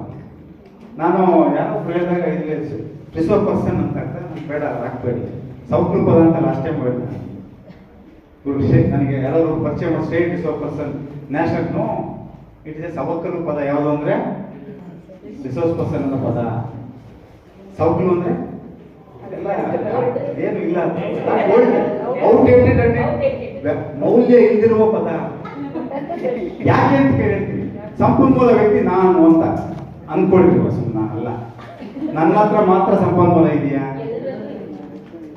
ಇನ್ನೊಂದಿದೆ, ಇನ್ನೊಂದು ಆಯಾಮ ಇದೆ. ಯಾವಾಗ ಸಂಪನ್ಮೂಲ ವ್ಯಕ್ತಿ ಅಂತ ನಾನು ನಿಂತ್ಕೊಂತೀನೋ ಫೆಸಿಲಿಟೇಟ್ ಮಾಡೋದನ್ನ ನಾನು ಮಾಡಲ್ಲ. ಯಾಕಂದ್ರೆ ನಾನು ಜಾಸ್ತಿ ಮಾಡಲ್ಲ. ನಾವು ಫೆಸಿಲಿಟೇಟ್ ಮಾಡಬೇಕು ಅಂದ್ರೆ ನಿಮ್ಮೆಲ್ಲರ ಚಿಂತನೆಗಳನ್ನು ನಾನು ತಗೋಬೇಕು, ಅದಕ್ಕೊಂದು ಚಾನಲ್ ಕೊಡಬೇಕು, ಅದನ್ನ ಕಲಿಕೆಯಾಗಿ ಪರಿವರ್ತನೆ ಆಗೋ ಥರ. ಇಲ್ಲೊಂದೇನೋ ಕಲಿಕಪ್ಪಲ್ಲಿ ಆಗ್ಬೇಕಲ್ವ, ಇದಾದ್ಮೇಲೆ ಅದು ಆಗ್ಬೇಕಾದ್ರೆ ಅದನ್ನ ಮಾಡಬೇಕು. ಇಲ್ಲದೇ ಇದ್ರೆ ಏನಾಗುತ್ತೆ ಅಂದ್ರೆ ಪ್ರತಿಯೊಬ್ಬರೂ ಏನಾಗ್ತಾರೆ, ಎಲ್ಲೋ ಒಂದ್ ಕಡೆಗೆ ಅವ್ರೇನೋ ಚಿಂತನೆಗಳಲ್ಲಿ ಅವ್ರದೇ ಆದ ಒಂದರಲ್ಲಿ ಸ್ವಿಚ್ ಆಫ್ ಆಗ್ತಾರೆ. ಅಥವಾ ತಕ್ಷಣಕ್ಕೆ ಒಂದು ಸ್ವಲ್ಪ ಸಮಯ ಸಿಕ್ಕರೆ ಚಿಕ್ಕದಾಗಿ ಒಂದು ಟೈಮ್ ನೋಡ್ಕೊಂಡು ಪಕ್ಕದಲ್ಲಿ ಬಿಟ್ಟೆ ಮಾತಾಡ್ತಾರೆ. ಸ್ವಲ್ಪ ಸಮಯ ಸಿಕ್ಕರೆ ಯಾವಾಗ ಬಿಡ್ತಾರೋ ಅಂತ ಹೇಳಿ ಅದೆಲ್ಲ ಆಗುತ್ತದು. So let us come back. ನಾನು ಸ್ವಲ್ಪ ಇನ್ನೊಂದು ಎಷ್ಟೊತ್ತಾಯ್ತು, ನಾನು ಇನ್ನೊಂದು 15 ನಿಮಿಷ ಪೂರ್ತಿದ್ದೆ. ಆಮೇಲೆ ಒಂದು 5 ನಿಮಿಷ, 15 ನಿಮಿಷ ಮಾಡ್ಬೋದು. 15 ನಿಮಿಷ ಆದ್ಮೇಲೆ ನಿಮಗೆ ಒಂದು 5 ನಿಮಿಷ ನಿಮಗೆ ಒಂದು ಸ್ವಲ್ಪ, ಈಗ ನಾವು ಈ ಡಿಸ್ಕಷನ್ನ ಆಧಾರದ ಮೇಲೆ ನಿಮ್ಮಲ್ಲಿ ಮುಂದೆ ಬಂದಿರೋದು ತುಂಬ ದೀರ್ಘವಾಗಿ ಮಾತಾಡೋಂಗಿಲ್ಲ. ಅವರು ಒಬ್ಬೊಬ್ರು ತುಂಬ ಪ್ರಿಸೈಸ್ ಆಗಿ 1 or 2 minutes ಅಲ್ಲಿ ಇರೋಂಥವ್ರು ಇದ್ರ ಬಗ್ಗೆ ನಾವು ಹೇಗೆ ಇದನ್ನು ಮಾಡ್ಬೋದು ಅನ್ನೋದ್ರ ಬಗ್ಗೆ ಚರ್ಚೆ ಮಾಡ್ಕೊಂಡು 10-15 minutes ಒಂದಾದ್ಮೇಲೆ ಅಲ್ಲಿವರೆಗೂ ನಾನಂತೂ ಮೈ ಕೊಡಲ್ಲ. ಸೊ ಏನು ಅಂದ್ರೆ ಇದ್ರ ಹೇಳಕ್ ಹೊರಟಿರೋದೇನು ಅಂದ್ರೆ ಮಾಪನದ ಬಗ್ಗೆ ಹೇಳ್ತಾ ಇದ್ದೀವಿ ನಾವು. ನಾನ್ ಥ್ರೆಟನಿಂಗ್ ಎನ್ವೈರನ್ಮೆಂಟ್ ಇರಬೇಕು ಅಂತ ಹೇಳಿದ್ವಿ ನಾವು. ಭಯಮುಕ್ತವಾಗಿರ್ಬೇಕು, ಆಹ್ಲಾದಕರವಾಗಿರ್ಬೇಕು, ಶಿಕ್ಷಕರು ವಿದ್ಯಾರ್ಥಿಗಳನ್ನ ಪ್ರೀತಿಸ್ತಾ ಇರ್ತಕ್ಕಂಥದ್ದು, ವಿಶ್ವಾಸ ಇಡುವಂಥದ್ದು. ನನ್ನ ವಿದ್ಯಾರ್ಥಿ ಕಲಿತಾನೆ, ಜೊತೆಗೆ ಪ್ರತಿ ಮಗುವು ಕಲಿಯಬಲ್ಲ. ನಮ್ಮಲ್ಲಿ ಶಾಲೆಗಳಿಗೆ ನೀವು ಹೋದಾಗ ನೀವು ಮೀಟಿಂಗ್ ಕೊಡ್ತೀರಾ, ಶಿಕ್ಷಕರನ್ನ ಕೇಳಿದಾಗ ಕೆಲವು ಶಿಕ್ಷಕರು ಸರ್ ಅವ್ನಿಗೆ ಬರಲ್ಲ ಅಂದ್ಬಿಡ್ತಾರೆ. ಪಾಪ ನಾನು ತುಂಬಾ ಸರಿ ಅವ್ರಿಗೆ ವಿದ್ಯಾರ್ಥಿ ಎದುರುಗಳಿಂದ ಶಿಕ್ಷಕರಿಗೆ ಅವಮಾನ ಆಗುತ್ತೆ. ಯೂಶುವಲ್ ನಾನೇ ಮಾಡ್ತೀನಿ, ಪಕ್ಕದಲ್ಲಿ ಹೋಗಿ ಹೇಳ್ಬೇಕು ಅಂತ ನಾನು ಅವ್ರಿಗೆ ವಿನಂತಿಸ್ತೀನಿ. ಯಾಕಂದ್ರೆ ನಾನು ವಿದ್ಯಾರ್ಥಿ ಎದುರಿಗೆ ಕೇಳಬಾರ್ದು ಅಂತ ಅವ್ರಿಗೆ ಅವಮಾನಿಸಿದಂಗೆ ಆಗುತ್ತೆ. ಡಿಸ್ಕಷನ್ ಆಗಿರುತ್ತೆ ಸರ್. ಹಾಂ, ಆಗ್ಬಾರ್ದು ಅಂತ. ಅದು ಏನಾಗುತ್ತೆ ಅಲ್ಲ, ಮಾಡೋದು ಬೇರೆ. ಇದು ನೋಡಿ, ಈಗ ಇಲ್ಲೇ ನಮ್ದು ಮಾಪನದ ಉದ್ದೇಶ 2. ಯಾವುದೇ ಮಾಪನದ ಉದ್ದೇಶ ಹೇಳೋದು ಹೇಳ್ತೀನಿ ನಾನು. ಕಲಿಕಾ ಮಾಪನದ ಉದ್ದೇಶ 2. ಒಂದು, ವಿದ್ಯಾರ್ಥಿಯ ಕಲಿಕಾ ಸಾಧನೆಯನ್ನ ಪತ್ತೆಹಚ್ಚತಕ್ಕಂಥದ್ದು. ವಿದ್ಯಾರ್ಥಿಯ ಕಲಿಕಾ ಸಾಧನೆಯನ್ನು ಎಷ್ಟು ಸಾಧನೆ ಮಾಡಿದೆ ಅಂತ ಪತ್ತೆಹಚ್ಚತಕ್ಕಂಥದ್ದು. 2ನೇ ಬಹಳ ಮುಖ್ಯ. ಮೊದಲನೇದು ಎಲ್ಲರೂ ಮಾಡ್ತೀವಿ ನಾವು. 2ನೇದು ಏನು ಅಂತ ಹೇಳಿದ್ರೆ ವಿದ್ಯಾರ್ಥಿಯ ಕಲಿಕಾ ಕೊರತೆಗಳನ್ನು, ಜೊತೆಗೆ ಅದಕ್ಕಿಂತಲೂ ಮುಖ್ಯವಾಗಿ ನಾನು ರೂಪಿಸುವಂತಹ ಬೋಧನಾ ಕಲಿಕಾ ಅನುಭವಗಳ ಏನ್ ನಾನು ರೂಪಿಸ್ತಿದ್ದೀನಿ ಅವುಗಳ ಪರಿಣಾಮಕತೆಯನ್ನ ನಾವು ವಿದ್ಯಾರ್ಥಿಯ ಮಾಪನದಲ್ಲಿ ಕಂಡ್ಕೋಬೇಕು. ವಿದ್ಯಾರ್ಥಿಯ ಕಲಿಕಾ ಮಾಪನದಲ್ಲಿ ನಾನು ಕಂಡ್ಕೋಬೇಕಾಗಿರೋದೇನು ಅಂದ್ರೆ ನಾನು ರೂಪಿಸುವಂತಹ ಅನುಭವಗಳು ಎಷ್ಟರ ಮಟ್ಟಿಗೆ ಈ ವಿದ್ಯಾರ್ಥಿಯಲ್ಲಿ ಪರಿಣಾಮ ಬೀರಿದವೆ. ಆ 2ನೇದು ಹೇಳಿದಲ್ಲ, ಅದೇ ಮೊದಲನೇದು. ನಾವೇನ್ ಮಾಡಿದೀವಿ, ಮೊದಲನೇದು ಅಂತ ಹೇಳಿದ್ರಲ್ಲ ನಾನು, ಅದೊಂದೇ ಇಟ್ಕೊಂಡಿದೀವಿ ನಾವು. ಇವನಿಗೆ ಬರಲ್ಲ, ಇವನ್ ದಡ್ಡ. ಸೊ ಕಲಿಕಾ ಮಾಪನ ಏನು ಅಂತ ಹೇಳಿದ್ರೆ ಬೋಧನೆ ಕಲಿಕೆಗೆ ಒಂದು ಇನ್ಪುಟ್ ಅನ್ನ ಕೊಡುವಂಥದ್ದು, ಒಂದು ದಿಕ್ಸೂಚಿ ಕೊಡುವಂಥದ್ದು. ನಾನು ಶಿಕ್ಷಕನಾಗಿ ನಾನು ರೂಪಿಸುವಂತಹ ಕಲಿಕಾ ಅನುಭವಗಳಿಂದಲ್ಲ, ಅದಕ್ಕೆ ಒಂದು ಇನ್ಪುಟ್ ಅನ್ನ ಕೊಡುವಂಥದ್ದು ಯಾವುದು ಅಂತ ಹೇಳಿದ್ರೆ ಕಲಿಕಾ ಮಾಪನ. Feedback for the teacher to improve his learning experience, teaching learning experiences. ಏನು ಅದನ್ನ ಏನು ತರಗತಿಗಳಲ್ಲಿ ಸೃಷ್ಟಿ ಮಾಡಬೇಕು ಅಂತ ಇರ್ತೀವಲ್ಲ ನಾವು, ಅವುಗಳನ್ನ ಮಾಡೋದು. ಸೊ ಅನ್ಫಾರ್ಚುನೇಟ್ಲಿ ಏನಾಗುತ್ತೆ ಅಂದ್ರೆ ಒಂದು ಟೆಸ್ಟ್ ಮಾಡ್ತೀವಿ ನಾವು, ಒಂದು ಎಕ್ಸಾಮ್ ಮಾಡ್ತೀವಿ ಅಂದ್ರೆ ವಿದ್ಯಾರ್ಥಿಗಳು ಭಯ ಪಡ್ತಾರೆ, ಪ್ರೋಗ್ರೆಸ್ ಕಾರ್ಡ್ ಕೊಡ್ತಾರೆ ಅಂದ್ರೆ ಇನ್ನೂ ಭಯ ಪಡ್ತಾರೆ. ಪೇರೆಂಟ್ಸ್ ಸಿಗ್ನೇಚರ್ ಅವರೇ ಮಾಡ್ಕೊಂಡು ಬರ್ತಾರೆ ಪ್ರೈವೇಟ್ ಸ್ಕೂಲಲ್ಲಿ. ಜೊತೆಗೆ ಎಷ್ಟೋ ಒಂದು ಅವರ ಒಂದು ಬ್ಯಾಡ್ ಡೇ ಅವರಿಗೆ ಎಷ್ಟೋ ಮಕ್ಕಳಿಗೆ. ಯಾಕೆಂದ್ರೆ ಅವರು ಪ್ರೋಗ್ರೆಸ್ ಕಾರ್ಡ್ ಕೊಡ್ತಾರೆ ಅಂತ ಹೇಳಿದ್ರೆ ವಿದ್ಯಾರ್ಥಿಗಳಿಗೆ ಎಷ್ಟೋ ಸರಿ ಅನ್ಸುತ್ತದ ತುಂಬಾ ಒಂದು ಹೃದಯ ಇಡುವಂತಹ, ಮನಸ್ಸು ಕಲಕುವಂತಹ ಒಂದು ದಿನವಾಗಿ ಅದು ಮಾರ್ಪಟ್ಬಿಡುತ್ತೆ. ಅದು ಯಾವ ರೀತಿಯ ದಿನ ಆಗ್ಬೇಕು ಅಂದ್ರೆ, ನಾನೊಬ್ಬ ವಿದ್ಯಾರ್ಥಿ ಆದ್ರೆ ನನಗೊಂದು ರಿಫ್ಲೆಕ್ಷನ್ ದಿನ ಆಗ್ಬೇಕು. ನಾನು ಇದನ್ನೆಲ್ಲ ಮಾಡ್ತಾ ಇದ್ದೀನಿ, ಇಂಟರ್ನಲ್ ರಿಫ್ಲೆಕ್ಷನ್ಗೆ ಅವಕಾಶ ಕೊಡ್ಬೇಕು. ನಾನು ಸ್ವಲ್ಪ ಇಂಪ್ರೂವ್ ಆಗಬೇಕು, ನಾನು ಇದರಲ್ಲಿ ನಾನು ಇದಾಗಬೇಕು, ನಾನು ಸ್ವಲ್ಪ ಮುಂದೆ ಬರಬೇಕು. ಮೋಟಿವೇಟೆಡ್ ಇಂಡಿಪೆಂಡೆಂಟ್ ಲರ್ನರ್ಸ್ ಅನ್ನ ಮಾಡುವಂಥದ್ದು ಇದೆಯಲ್ಲ, ಅದು ಅಸೆಸ್ಮೆಂಟಿನ ಉದ್ದೇಶ. ಮಾಪನದ ಉದ್ದೇಶ ಏನು ಅಂತ ಹೇಳಿದ್ರೆ ಕಲಿಕಾರ್ಥಿಯನ್ನ ಸ್ವಾವಲಂಬಿ ಕಲಿಕಾರ್ಥಿಯನ್ನಾಗಿ ಮಾಡುವಂಥದ್ದು, ಪ್ರೇರಣಾದಾಯಿ ಕಲಿಕಾರ್ಥಿಯನ್ನಾಗಿ ಮಾಡುವಂಥದ್ದು, ಅವನೊಬ್ಬ ಸ್ವತಂತ್ರವಾಗಿ ರಚನಾಬದ್ಧವಾಗಿ ತಾರ್ಕಿಕ ಆಲೋಚನೆಗಳನ್ನು ತರುವಂಥದ್ದು. ಅದು ಯಾವಾಗ ಸಾಧ್ಯ ಆಗುತ್ತೆ ಅಂದ್ರೆ ಆ ವಿದ್ಯಾರ್ಥಿಗೆ ಸಂಪೂರ್ಣವಾದ ಗೌರವವನ್ನು ಕೊಟ್ಟು, ಮನ್ನಣೆಯನ್ನು ಕೊಟ್ಟು, ಅವಳ ಒಂದು ಕಲಿಕೆಯ ಶೈಲಿ ಯಾವುದು, ಹೇಗೆ ಕಲಿಸ್ಬೇಕು, ವಿಧಾನ ಹೇಗೆ ಅನ್ನೋದನ್ನ ನಾನು ಅರ್ಥ ಮಾಡ್ಕೊಂಡು, ಯಾವಾಗ ಅರ್ಥ ಮಾಡ್ಕೊಂಡು ಅಂದ್ರೆ ಅವನ ಕಲಿಕಾ ಮಾಪನ ಮಾಡಿದಾಗ ನನಗೆ ಅರ್ಥ ಆಗ್ಬೇಕು. ಆ ವಿದ್ಯಾರ್ಥಿ ಈ ವಿದ್ಯಾರ್ಥಿ ಹೀಗೆ ಕಲಿತಾನೆ. The learning style of this child is like this child learns through pictures, this child learns through texts, verbal learning, pictorial learning. This child learns kinesthetic learning, through experience only this child learns. So I have to provide more experience for this child. I have to provide more visual information inputs for this child. I have to provide more text to this child, another child. ಕೆಲವು ವಿದ್ಯಾರ್ಥಿಗಳು ಜಾಸ್ತಿ ಓದಲಿಕ್ಕೆ ಇಷ್ಟಪಡ್ತಾರೆ, ಓದ್ತಾರೆ. So ಇದು ಯಾವಾಗ ಆಗುತ್ತೆ ಅಂತ ಹೇಳಿ ಅದಕ್ಕೆ ಪೋರ್ಟ್ಫೋಲಿಯೋಸ್. ನಮ್ಮಲ್ಲಿ ಪೋರ್ಟ್ಫೋಲಿಯೋಸ್ ಮಾಡಬೇಕು, ಚೈನ್ ಪೋರ್ಟ್ಫೋಲಿಯೋ ಕಷ್ಟ ಸರ್, ಅದು ಮಾಡ್ಲಿಕ್ಕಾಗಲ್ಲ. ಹಾಗೆ ನೋ, ನಾವುಗಳು ಹೇಗೆ ಯಾವ್ಯಾವಾಗ ವಿದ್ಯಾರ್ಥಿ ಬರ್ಬರುತ್ತೋ ಆ ವಿದ್ಯಾರ್ಥಿಗೆ ನೀವು ರೂಢಿ ಮಾಡಿದ್ರೆ ಅಲ್ಲೆಲ್ಲ ಇಟ್ಬಿಟ್ರೆ ಅವರೇನೇ ತಗೊಂಡು ಹಲ್ಲಾಕ್ತಾರೆ. ಒಂದೊಂದು ದಿವಸ ಬರೆದಿದ್ದು ಮಾಡಿರೋದು ಅದೆಲ್ಲ ಅಲ್ಲೊಂದು ಹಾಕಪ್ಪ ಅಂತ ಹೇಳಿದ್ರೆ ಅವರೇನೆ ಡೇಟು ಬರೀತಾರೆ, ಎಲ್ಲ ಹಾಕ್ತಾರೆ. 1 ತಿಂಗಳು 2 ತಿಂಗಳಾದ್ಮೇಲೆ ನಿಮ್ಗೆ ಒಂದಷ್ಟು ಸಿಗುತ್ತೆ. ಸಮಯ ಸಿಕ್ಕರೆ ಸ್ವಲ್ಪ ನೋಡ್ತಾ ಹೋದ್ರೆ ದ ಪ್ರೋಗ್ರೆಸ್ ಆಫ್ ಈ ಚೈಲ್ಡ್ ಡೇಟ್ ವೈಸ್ ನಾವು ಹಾಕಿರ್ತೀವಿ, ಯಾವ ರೀತಿಯಲ್ಲಿ ಇದು ಮುಂದುವರಿಕೆ ಆಗಿದೆ. ಇನ್ನೂ ಒಂದು ಹೇಳ್ತೀವಿ ನಾವು, ಕಲಿಕೆಯ ಮಾಪನ ಅಂತಂದಾಗ ಒಂದು 3 ಪಾದಗಳನ್ನ ನಾವು NEP-ನಲ್ಲೂ ತುಂಬಾ ಚೆನ್ನಾಗಿ ಹೇಳಿದ್ದಾರೆ. Assessment of learning, assessment for learning, assessment as learning. ಏನಂಗಂದ್ರೆ ಅಸೆಸ್ಮೆಂಟ್ ಫಾರ್ ಲರ್ನಿಂಗ್ ಅಂದ್ರೆ ಏನು? ಮೊದಲನೇದೇನು ಅಸೆಸ್ಮೆಂಟ್ ಆಫ್ ಲರ್ನಿಂಗ್ ನಾವೆಲ್ಲ ಮಾಡ್ತೀವಿ. ಏನ್ ಅಸೆಸ್ಮೆಂಟ್ ಆಫ್ ಲರ್ನಿಂಗ್ ಅಂದ್ರೆ ಕನ್ನಡದಲ್ಲಿ ಹೇಳ್ಬೇಡ, ಕಲಿಕೆಯ ಮಾಪನ. ಕಲಿಕೆಯ ಮಾಪನ, ಮಗು ಎಷ್ಟು ಕಲ್ತಿದ್ದಾನೆ ಅನ್ನುವಂಥದ್ದನ್ನ, ಹೇಗೆ ಕಲ್ತಿದ್ದಾನೆ, ಹೇಗೆ ಏನು ಅನ್ನೋದು ಕಂಡುಹಿಡ್ಕೊಳ್ಳುವಂಥದ್ದು assessment of learning. Assessment for learning as last ಬೇಕಂತ. ಅಸೆಸ್ಮೆಂಟ್ ಫಾರ್ ಲರ್ನಿಂಗ್ ಹೇಗೆ? ಕಲಿಕೆಗಾಗಿ ಮಾಪನ. ನೋಡಿ, ಅದೇ ನಾನು ಎರಡನೇದು ಅಂತ ಹೇಳಿದ್ನಲ್ಲ, ಮೊದಲನೇದಾಗಬೇಕು ಅಂತ ಹೇಳಿದ್ನಲ್ಲ, ಅದೇ ಎರಡನೇದು ಯಾವುದು? ವಿದ್ಯಾರ್ಥಿಯ ಕಲಿಕೆಯ ಅಂತರಗಳನ್ನ ಗುರುತಿಸ್ಲಿಕ್ಕೋಸ್ಕರ ಮಾಪನವನ್ನ ನಾವು ಒಂದು ಬೇಸಾಗಿ ಇಟ್ಕೊಂಡು ನನ್ನ ಅನುಭವಗಳನ್ನ, ಕಲಿಕಾ ಅನುಭವಗಳನ್ನ ಬದಲಾಯಿಸತಕ್ಕಂಥದ್ದಲ್ಲ, ಅದು assessment for learning. Assessment as learning, ಕಲಿಕೆಯಾಗಿ ಮಾಪನ. ಮಾಪನವೇ ಕಲಿಕೆ. ಹೇಗದು? ನಾನು ಮಾಪನ ಮಾಡ್ತಿದ್ದೀನಿ, ಅದೇ ಕಲಿಕೆ ಆಗುತ್ತೆ. ಹೆಂಗೆ? ಉತ್ತರ ಕೊಡ್ತಿದ್ದೀರಾ, ಅದೇ ಲರ್ನಿಂಗ್.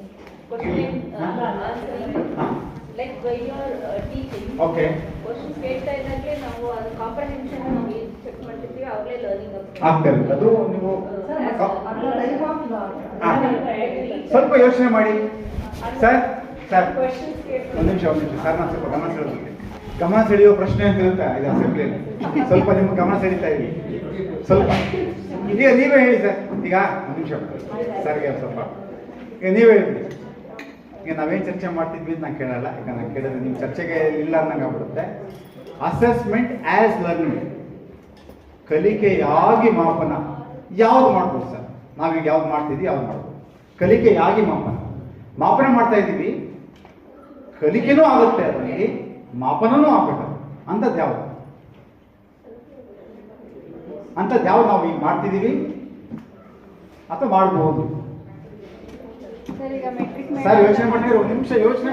ಸರ್ ಪಾಪ ಯೋಚನೆ ಮಾಡ್ತಾ ಇದ್ದಾರೆ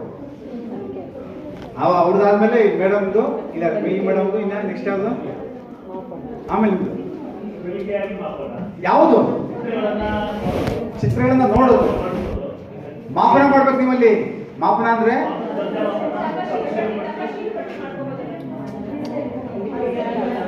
ನೀವು ರಿಸರ್ಚ್ ಹೋಗ್ಬೇಡ್ರಿ.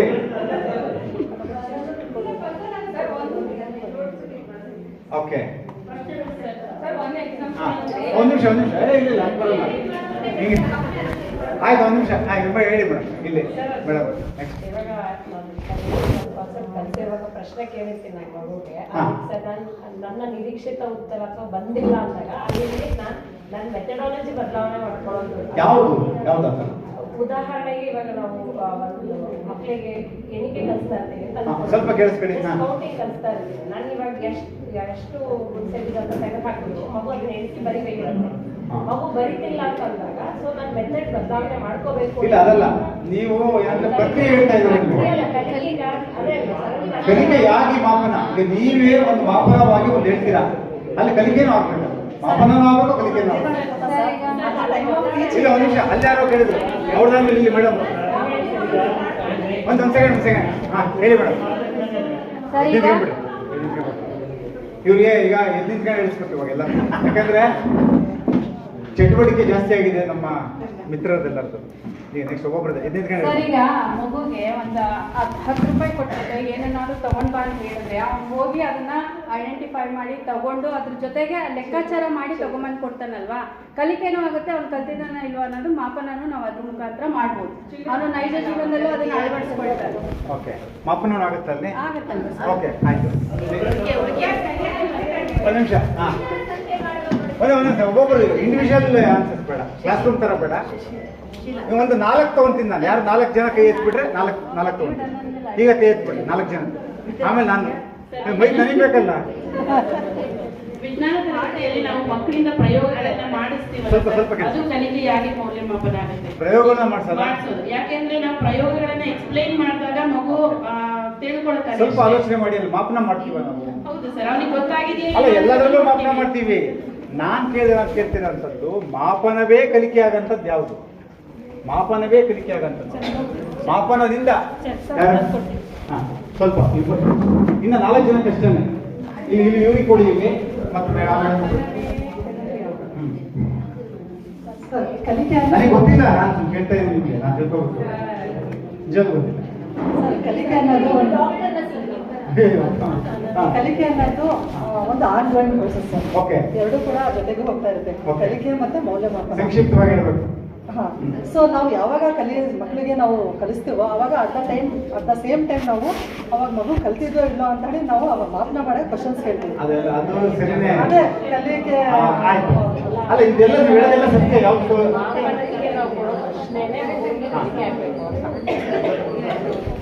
ಇನ್ನ 2 ಆಯ್ತು. ಚೆನ್ನಮ್ಮ 3, ಇನ್ನೊಬ್ರು ಯಾರು? ಮಗು ಕಲ್ತಿದ್ದು ಸ್ವಲ್ಪ ಸ್ವಲ್ಪ ತಾನೇ evaluate ಸ್ವಲ್ಪ ಮಗು ಕಲ್ತಿದ್ದನ್ನ ತಾನೇ ಎವ್ಯಾಲ್ಯೂಯೇಟ್ ಮಾಡುತ್ತೆ, ಮತ್ತೆ ಫೀಡ್ಬ್ಯಾಕ್ ಎಲ್ಲ ಮಾಡುತ್ತೆ. ನಾನು ಯಾವ್ದನ್ನ ಕಲ್ತಿದ್ದೀನಿ, ಯಾವ್ದನ್ನ ಕಲ್ತಿಲ್ಲ, ವಾಟ್ ಐ ವಿಲ್ ಲರ್ನ್. ಯಾವ ತರ ಫೀಡ್ಬ್ಯಾಕ್? ಮಗು ತಾನು ಏನೋ ಒಂದು ಕಲಿಕೆಯನ್ನು ಮಾಡ್ಕೊಂಡಿದೆ. ಈಗ ಒಂದು ಪ್ರಾಜೆಕ್ಟ್ ಮಾಡಿದೆ. ಓಕೆ, ಸೊ ನೀವು ಅದಕ್ಕೆ ಒಂದು ಇವ್ಯಾಲ್ಯೂಯೇಷನ್ ಫಾರ್ಮ್ ಕೊಡ್ತೀರಾ. ಈ ಪಾಯಿಂಟ್ಸ್ ನಿನ್ನ ಪ್ರಾಜೆಕ್ಟ್ ಅಲ್ಲಿ ಎಲ್ಲ ಪಾಯಿಂಟ್ಸ್ ಅಳವಡಿಸ್ಕೊಂಡಿದ್ಯಾ, ನೀನು ಅದರ ಮಾಡಿದ್ಯಾ ನೋಡು ಅಂತ ಹೇಳ್ಬೋದು. ಆಗ ಮಗು ನೋಡ್ಕೊಂಡು ಹೋಗುತ್ತೆ, ನಾನು ಯಾವ್ಯಾವ ಪಾಯಿಂಟ್ ಅಚೀವ್ ಮಾಡಿದ್ದೀನಿ, ಯಾವ್ಯಾವ್ದು ಮಾಡಿಲ್ಲ ಅಂತ. ಆಮೇಲೆ ಮಗು ತನ್ನನ್ನ ಅಂದ್ರೆ ನಾನು ಯಾವ ಪಾಯಿಂಟ್ ಪರ್ಫೆಕ್ಟ್ ಆಗಿ ಮಾಡಿದ್ದೀನಿ, ಯಾವ್ದನ್ನ ಮಾಡಿಲ್ಲ ಅಂತ ಗೊತ್ತಾದಾಗ ಆ ಮಾಡಿಲ್ಲದೆ ಇರೋದು ಕಡೆ ಗಮನ ಕೊಟ್ಟು ಕಲಿ. ಅದು ಅಸೆಸ್ಮೆಂಟ್ ಆಸ್ ಸ್ವಲ್ಪ ಹತ್ತಿರದಲ್ಲಿ ಇದೆ. ಓಕೆ, ಚೆನ್ನಮ್ಮ ಅವರು ಇಲ್ಲ ಇದು ಸೀನಿಯರ್ ಪ್ರಕಾರ ಲಾಸ್ಟ್ ಇದೆ. ವಿಶಿಷ್ಟವಾಗಿ ರೂಪಿಸಿದಂತ ಕಲಿಕಾ ಚಟುವಟಿಕೆಗಳು ಸರ್, ಸಾಧನಾ ಪರೀಕ್ಷೆಗಳು, competitive exams in school level sir, assessment based exams. Okay, so ಅಲ್ಲೆಲ್ಲ ನಾವು ಮಗುಗೆ ಸ್ವಕಲಿಕೆಗೆ ವೇಗ ಕಲಿಕೆಗೆ ನಾವು ಅವಕಾಶ ಮಾಡ್ಕೊಡಕ್ಕೆ ಸಾಧ್ಯ ಆಗುತ್ತೆ. ಇಲ್ಲ, ನನ್ನ ಪ್ರಶ್ನೆ ಏನಿತ್ತು ಅಂದ್ರೆ ಕಲಿಕೆಯೇ ಮಾಪನ ಆಗುತ್ತೆ, ಮಾಪನದಿಂದಲೇ ಕಲಿಕೆ ಆಗುತ್ತೆ. ಅದು ಯಾವುದು? ಒಂದು ಅಸೆಸ್ಮೆಂಟ್ ಮಾಡ್ತೀವಿ ನಾವು, ಅದರಿಂದ ಕಲಿಕೆನೂ ಆಗುತ್ತೆ, ಮಾಪನೂ ಆಗುತ್ತೆ. ಯಾವುದು? ಅಲ್ಲ, ನನಗೆ ಗೊತ್ತಿಲ್ಲ ಆಕ್ಚುಲಿ. ಸರ್, ವಿಶಿಷ್ಟವಾಗಿ ರೂಪಿತವಾದಂತಹ ಚಟುವಟಿಕೆಗಳು ಅಂತ ಹೇಳಿದೆ. ಅದರಲ್ಲಿ ಕಥೆ ಹೇಳುವಂಥದ್ದು, ಅಥವಾ ಒಂದು ಪದಬಂಧವನ್ನು ರಚಿಸುವಂಥದ್ದು, ಅಥವಾ ಏನೋ ಓಕೆ, ರಾಘವೇಂದ್ರ ಲಾಸ್ಟ್ ಇವರು ಆಯ್ತು. ಆಮೇಲೆ ನಂದು ನನಗೆ ಮತ್ತೆ ಬರೋದೇ ಇಲ್ಲ. ನಿಮ್ಮ ಪ್ರಶ್ನೆ ಇರುವುದು ಈಗ ನಾವು ನೋಡಿ, ಅವರು ಕಳೆದೋಗಿದ್ದು ಇವಾಗ ಬಂದ್ರು ಸಿಕ್ತು ನಮಗೆ. ಶಕ್ತಿ ರಾಘವೇಂದ್ರ ಕಳೆದೋಗಿಲ್ಲ. ನಾನು ಕಳೆದೋಗಿಲ್ಲ. ಅಲ್ಲ, 3 ಕೇಳಿದ್ದೆ. ನಾನು ಖಂಡಿತ ಕಳೆದೋಗಿಲ್ಲ. ಅರ್ಥ ಕಡೆಯಲ್ಲಿ ನಾನು ಎಲ್ಲರ ಪರವಾಗಿ ನಾನು ನಿಮ್ಗೊಂದು ಪ್ರಶ್ನೆ ಕೇಳೋದಿಲ್ಲ. ನಾನು ಕ್ಲಾರಿಟಿ ಮಾಡ್ಕೊಳ್ಳೋಕ್ಕೋಸ್ಕರ ಕೇಳಿದೆ. ಈಗ ಈ ಮಾಪನ ಮಾಡ್ತಾ ಇದ್ದೀವಿ, ಕಲಿಕೆಗಾಗಿ ಮಾಪನ, ಮಾಪನಕ್ಕಾಗಿ ಕಲಿಕೆ, ಅದೆಲ್ಲ ನಾವು ಹೇಳ್ತಾ ಇದ್ದೀವಿ. ಈಗ ನಾವು ಯಾರೂ ಕೂಡ ಸರ್ಕಾರಿ ಶಾಲೆಗಳಲ್ಲಿ ಮಾಡೋದಕ್ಕೆ ನಾವು ಆಗ್ತಾ ಇಲ್ಲ. ವಿಷಾಂತರ ಬೇಡ, ಇಲ್ಲ, ನಾನು ಹೇಳಿದ್ದು ಮಾಪನಕ್ಕಾಗಿ ಕಲಿಕೆ ಅಂತ. ಅದು ಮಾಪನ ಕಲಿಕೆಯಾಗಿ ಮಾಪನ, ಕಲಿಕೆಯಾಗಿ ಮಾಪನ, ಅಸೆಸ್ಮೆಂಟ್ ಆಸ್ ಲರ್ನಿಂಗ್. ಒಂದು ನಿಮಿಷ, ಸೀನಿಯರ್ ಮುಗಿದೋಯ್ತು. ಮಗುಗೊಂದು ಪ್ರಾಜೆಕ್ಟ್ ವರ್ಕ್ ಕೊಡ್ತೇನೆ, ಅದ್ರ ಮುಖಾಂತರ ಕಲಿಕೆನೂ ಆಗುತ್ತೆ, ಮತ್ತು ಅದನ್ನ ಮಾಡ್ಕೊಂಡು ಬಂದಾಗ ನಾನು ಅದನ್ನು ಮಾಪನ ಕೂಡ ಮಾಡ್ತೇನೆ. ಆ ಮಾಪನ ಮಾಡ್ಬೇಕಾದ್ರೆ ಅದು ಮಾಡಿರ್ಬೋದಾದಂತ ತಪ್ಪು ಮಾಡಿರ್ಬೋದಾದಂತ ಒಳ್ಳೆ ಮೆರಿಟ್ಗಳನ್ನು ಕಲಿಕೆ ಮಾಡುತ್ತೆ. Yes sir, yes sir, yes sir. ಇಲ್ಲಿ ರಿಜ್ವಾನ ಲಾಸ್ಟ್, ರಿಜ್ವಾನ ಲಾಸ್ಟ್, ಇಲ್ಲ ಲಾಸ್ಟ್ ಅದು ಸೀನಿಯಾರಿಟಿ ಅದು. ಸರ್ ನಾನು ಎಲೆಗಳ ಸಂಗ್ರಹಣೆ ಅನ್ನೋದು ಓಕೆ, ಸ್ವಲ್ಪ ತುಂಬಾ ಒಳ್ಳೆ ಚರ್ಚೆ, ತುಂಬಾ ಚೆನ್ನಾಗಿ ಮಾಡ್ತಾ ಇದ್ದೀರಾ. Very happy. ಎಲೆಗಳ ಸಂಗ್ರಹಣೆ ಪರಿಸರಕ್ಕೆ ಸಂಬಂಧಪಟ್ಟಂಗೆ ಎಲೆಗಳನ್ನ ತಂದು ಮಕ್ಕಳಿಗೆ ಅದನ್ನ ಯಾವ ಗಿಡದ ಎಲೆಗಳು ಐಡೆಂಟಿಫೈ ಸ್ವಲ್ಪ ಮಕ್ಕಳು ಗುರುತಿಸುವಂಥದ್ದು ಈ ಮಧ್ಯೆ ಎಲೆಗಳ ಹೆಸರು ಇರ್ತಾವ ಓಕೆ ಅಲ್ಲಿ ಕಲಿಕೆಗಾಗಿ ಮೌಲ್ಯಮಾಪನ ಮಾಡ್ಬೋದು. Okay okay. ಸೊ ನೋಡಿ, ಒಂದು ಪಾಯಿಂಟ್ ಹೇಳ್ತೀನಿ. ನೀವು ಎಕ್ಸ್ಪೆಕ್ಟ್ ಮಾಡ್ತಾ ಇರೋದು ಏನು ನಮ್ಮ ಹತ್ರ ಆನ್ಸರ್ ಅಂತ ಗೊತ್ತಾಯ್ತು. ಈಗ ಫಾರ್ ಎಕ್ಸಾಂಪಲ್ ಫಾರ್ ಎಕ್ಸಾಂಪಲ್ ನೀವು ಕತೆ ಹೇಳ್ತಿರ್ತೀರಾ, Last. ಆ ಒಂದು ಮೌಲ್ಯಮಾಪನ ನನ್ನಲ್ಲೂ ಆ ಬಿಹೇವಿಯರ್ ಇದೆಯಾ ಇಲ್ವಾ ಅಂತ ನಾನು ಅಸೆಸ್ ಮಾಡ್ಬೋದು. Like for a character define ಮಾಡ್ತಿರ್ತೀರಾ, ಆ ಡಿಫೈನ್ ಕ್ಯಾರೆಕ್ಟರ್ನ ನಾನು ಅಸೆಸ್ ಮಾಡ್ಕೊಳ್ತಾ ಇರ್ತೀನಿ whether I am having that character or I am so that is why as why you are teaching I am assessing myself with that. Okay ಒಂದು example. Okay. So ಇದು ನೋಡಿ, ಇದರಲ್ಲಿ ಈಗ ನೀವೆಲ್ಲ ಹೇಳಿದ್ದು ಯಾವುದೂ ಏನು ತಪ್ಪಲ್ಲ. ಶಿಕ್ಷಣ ನಾವೆಲ್ಲ ಬಿ ಎಡ್ ಮಾಡೋದ್ರೆ ಎಲ್ಲರಿಗೂ ಮಾರ್ಕ್ಸ್ ಕೊಡಲೇಬೇಕು ಅಲ್ವಾ? ಯಾಕಂದ್ರೆ ನೀವು ಬಿ ಎಡ್ ಅಲ್ಲಿ ನೀವು ಉತ್ತರ ಬರೆದು ಬಿಟ್ಟರೆ ನೀವು ಮಾರ್ಕ್ಸ್ ಬಂದೇ ಬಿಡುತ್ತೆ ಅಲ್ವಾ? ಹೆಂಗ್ ಬಂತ ಇಲ್ಲ 60, 70 ಅಂತ. ಸೊ ಎಲ್ಲರಿಗೂ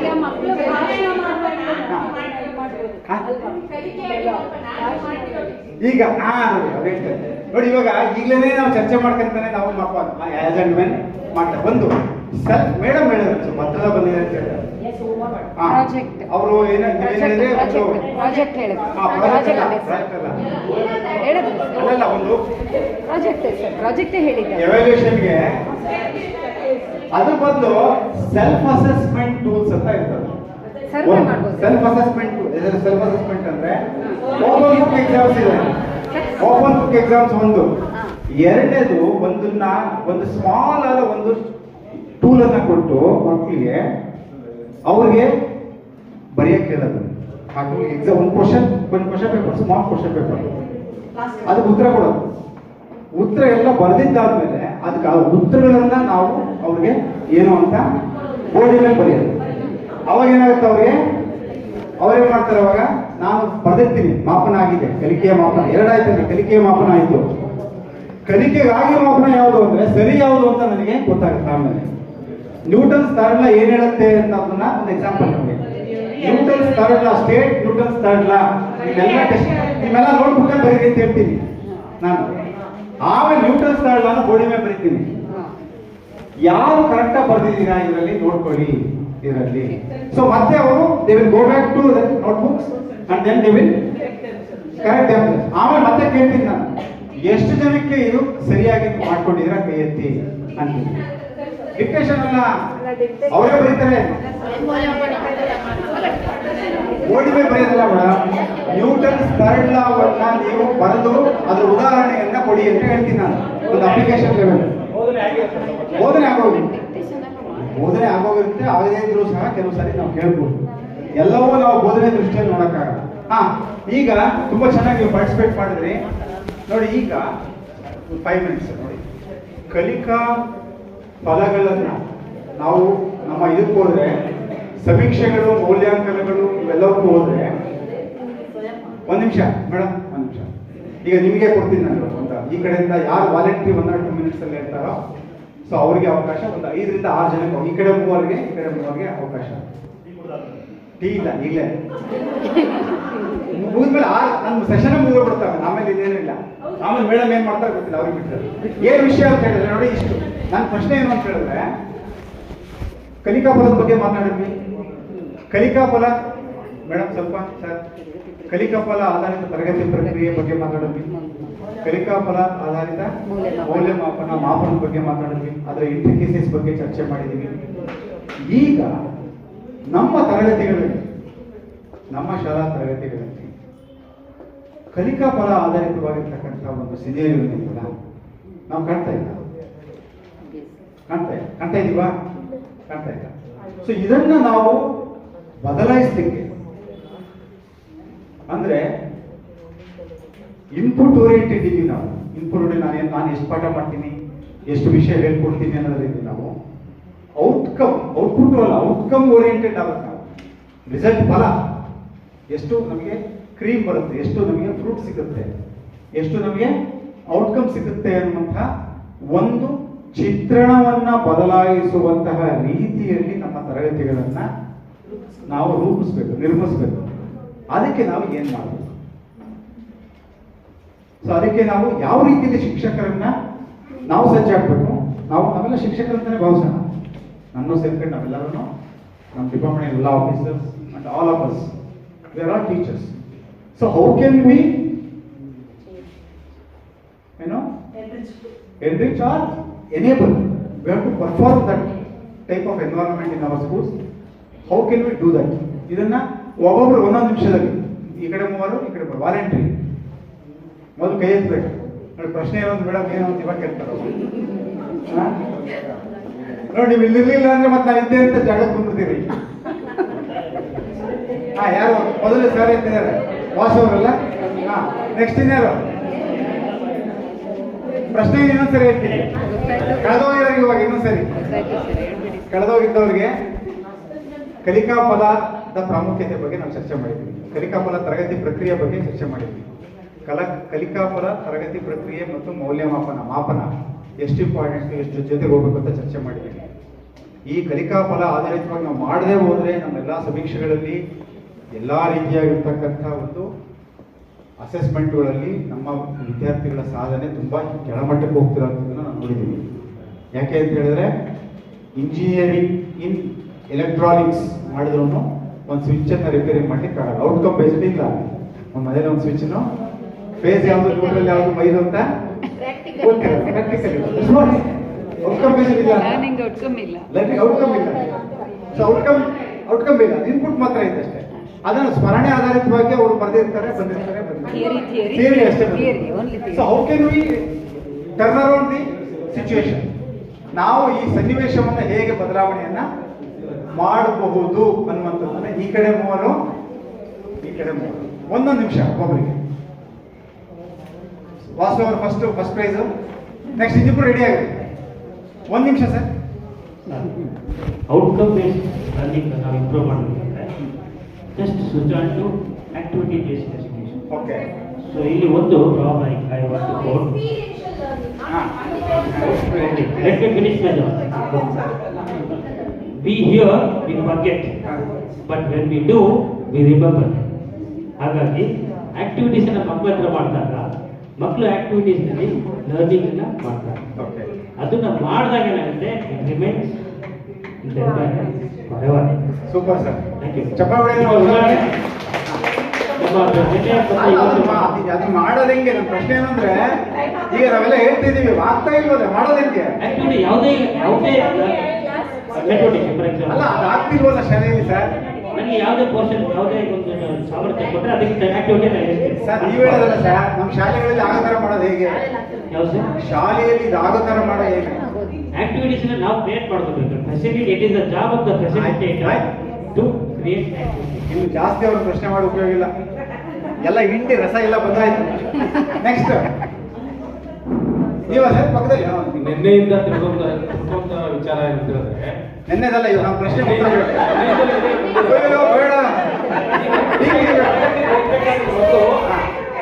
ತರಗತಿಗೆ ಹೋಗ್ಬೇಕಾದ್ರೆ ಮತ್ತು ಶಿಕ್ಷಕರು ಸಾಮರ್ಥ್ಯಗಳನ್ನ ಅರಿತು ಅದಕ್ಕೆ ಬೇಕಾದಂತ ಮೂಲ ವಸ್ತುಗಳನ್ನ ಅಥವಾ ಕಲಿಕೋಪಕರಣಗಳನ್ನ ತಯಾರಿ ಮಾಡಿಕೊಂಡು ಮಕ್ಕಳಿಗೆ ಕೊಟ್ಟು ಅವರಿಂದ ನಾವು ಏನು ಹೊರಗಡೆ ತೆಗಿತೀವಿ ಅದು ಪರಿಪೂರ್ಣವಾದ ಮಾಡೋದು ಹೇಗೆ ಪ್ರಶ್ನೆ. ಮಾಡೋದು ಹೇಗೆ ಅಂತ ಹೇಳಿದ್ರೆ, ಈಗ ನಾವು ಒಂದು ವಿಚಾರವನ್ನ ತಿಳಿಸ್ತೀವಿ, ಒಂದ್ಸಲ ಹೇಳ್ತೀವಿ, ಅದನ್ನ ಮಕ್ಕಳು ಆ ಕಲಿಕೋಪಕರಣ ಉಪಯೋಗಿಸ್ಕೊಂಡು ಮಾಡೋದು ಹೇಗೆ ತರಗತಿಯಲ್ಲಿ ಆಗ್ತಾ ಇಲ್ಲ, ಇವಾಗ ಆಗೋ ತರ ಮಾಡೋದು ಹೇಗೆ ನಾವು ಮಾಡ್ಬೇಕು. ಹೇಗೆ ಹೇಗೆ ಈಗ ಒಂದು ಮಕ್ಕಳಿಗೆ ಹೇಳ್ಕೊಡ್ತೀವಿ, ಮಕ್ಕಳಿಗೆ ಓಕೆ ಒಂದ್ಸಲ ಮಕ್ಕಳಿಗೆ ಹೇಳ್ಕೊಡ್ತೀವಿ, ಆಯ್ತು, ಇದು ರಸ ಬಂದಾಯ್ತು. ಮಕ್ಕಳಿಗೆ ಹೇಳ್ಕೊಟ್ಟಾಗ ಮಗು ಹೇಳ್ಬೇಕು ಅಷ್ಟು ಹಿಂದಿಗಿಂತ ಎಷ್ಟು ಹಿಂದಿಲು ಬರಲ್ಲ. ಆಯ್ತು, ಲಾಸ್ಟ್ ಅವ್ರಿಗೆ ಕೊಟ್ಬಿಡಿ. ಲಾಸ್ಟ್ ಈ ಕಡೆ ಮತ್ತೆ ಈ ಕಡೆ ಯಾರು ರೆಡಿ ಆಗಿ ಮಂಜುಳಾ ಮೇಡಮ್, ಲಾಸ್ಟ್ ಚಾನ್ಸ್. ಅಲ್ಲ ಸ್ಯಾರಿ ಬೇಕಾದ್ರೆ ಬೇರೆ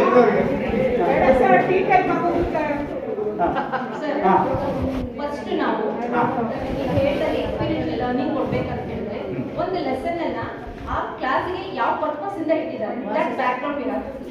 ಏನ್ ಮಾಡಬೇಕು? ಥರ್ಡ್ ಸ್ಟ್ಯಾಂಡರ್ಡ್ ಗೆ ಒಂದು ಹಾಬಿ ಅಂತ ಒಂದು ಲೆಸನ್ ಇದೆ. ಓಕೆ, ಆ ಹಾಬಿ ಲೆಸನ್ ಅನ್ನ ಆ ಥರ್ಡ್ ಸ್ಟ್ಯಾಂಡರ್ಡ್ ಗೆ ಯಾಕೆ ಇಟ್ಟಿದ್ದಾರೆ, what is the purpose behind that, ಅದನ್ನ ಅರ್ಥ ಮಾಡ್ಕೊಳ್ಳೋದು. ಇಲ್ಲಿ it is not that child should define what is hobby. Hobby ಅಂದ್ರೆ ಏನು ಅಂತ ಡಿಫೈನ್ ಮಾಡೋದಲ್ಲ ಪರ್ಪಸ್ ಅಲ್ಲಿ ನನ್ನ ಪ್ರಕಾರ. ಅಲ್ಲಿ ಏನ್ ಮಾಡ್ಬೇಕಂದ್ರೆ ನಾವು ಮಕ್ಕಳಿಗೆ ಫಸ್ಟ್ ವಾಟ್ ಆರ್ ಅಂದ್ರೆ ಅವ್ರು ಏನು ಹಾಬೀಸ್ ಏನೇನಿದೆ ಅಂತ ತಿಳ್ಕೋಬೇಕು. ಪ್ರತಿಯೊಬ್ಬ ನನ್ನ ಪ್ರಶ್ನೆ, ತರಗತಿಗಳಲ್ಲಿ ಇದು ಸಾಧ್ಯ ಆಗುವಂತೆ ಮಾಡುವುದು ಹೇಗೆ? ಶಿಕ್ಷಕರನ್ನ ಸಮರ್ಥರನ್ನಾಗಿ ಪ್ಲೀಸ್ ಒಂದ್ ನಿಮಿಷ, ಒಂದೇ ನಿಮಿಷ, ಒಂದ್ ಸೆಕೆಂಡ್, ಒಂದ್ ನಿಮಿಷ, 59 ಸೆಕೆಂಡ್ ಜಾಸ್ತಿ ಕೊಡಿ ಪ್ಲೀಸ್ ಪ್ಲೀಸ್.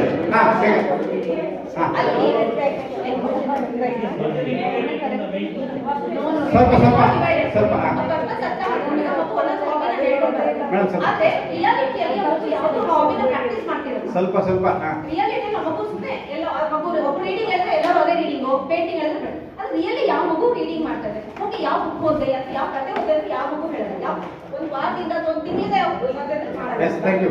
ಆದ್ರೆ ಅವರಿಗೆ ನಾವು ಥ್ಯಾಂಕ್ ಯು ಸೊ ಮಚ್. ಸರಿ ಸರಿ, ಹೇಗೆ ಗೊತ್ತಾ, ಒಂದು ನಿಮಿಷ ಅಂದಾಗ you have to choose your words. Thank you so much.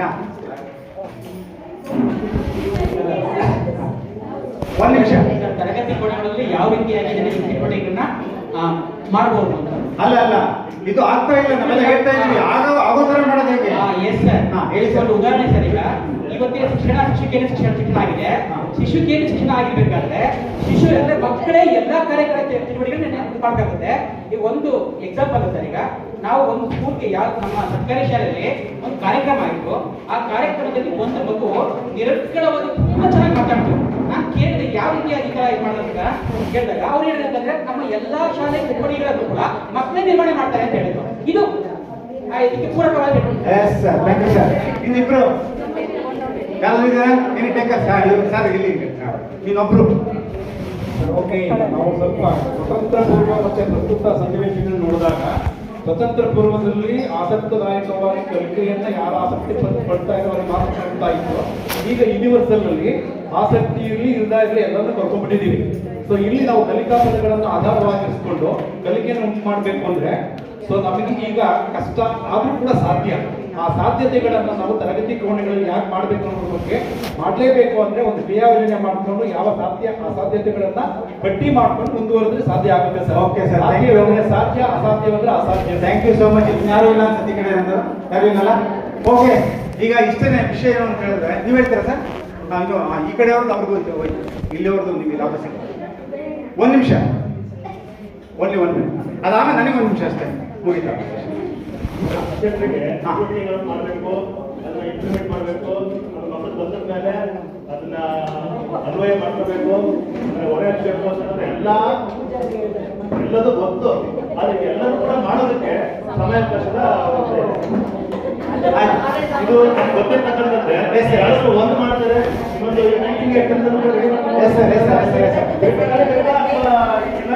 Thank you sir. Yes sir.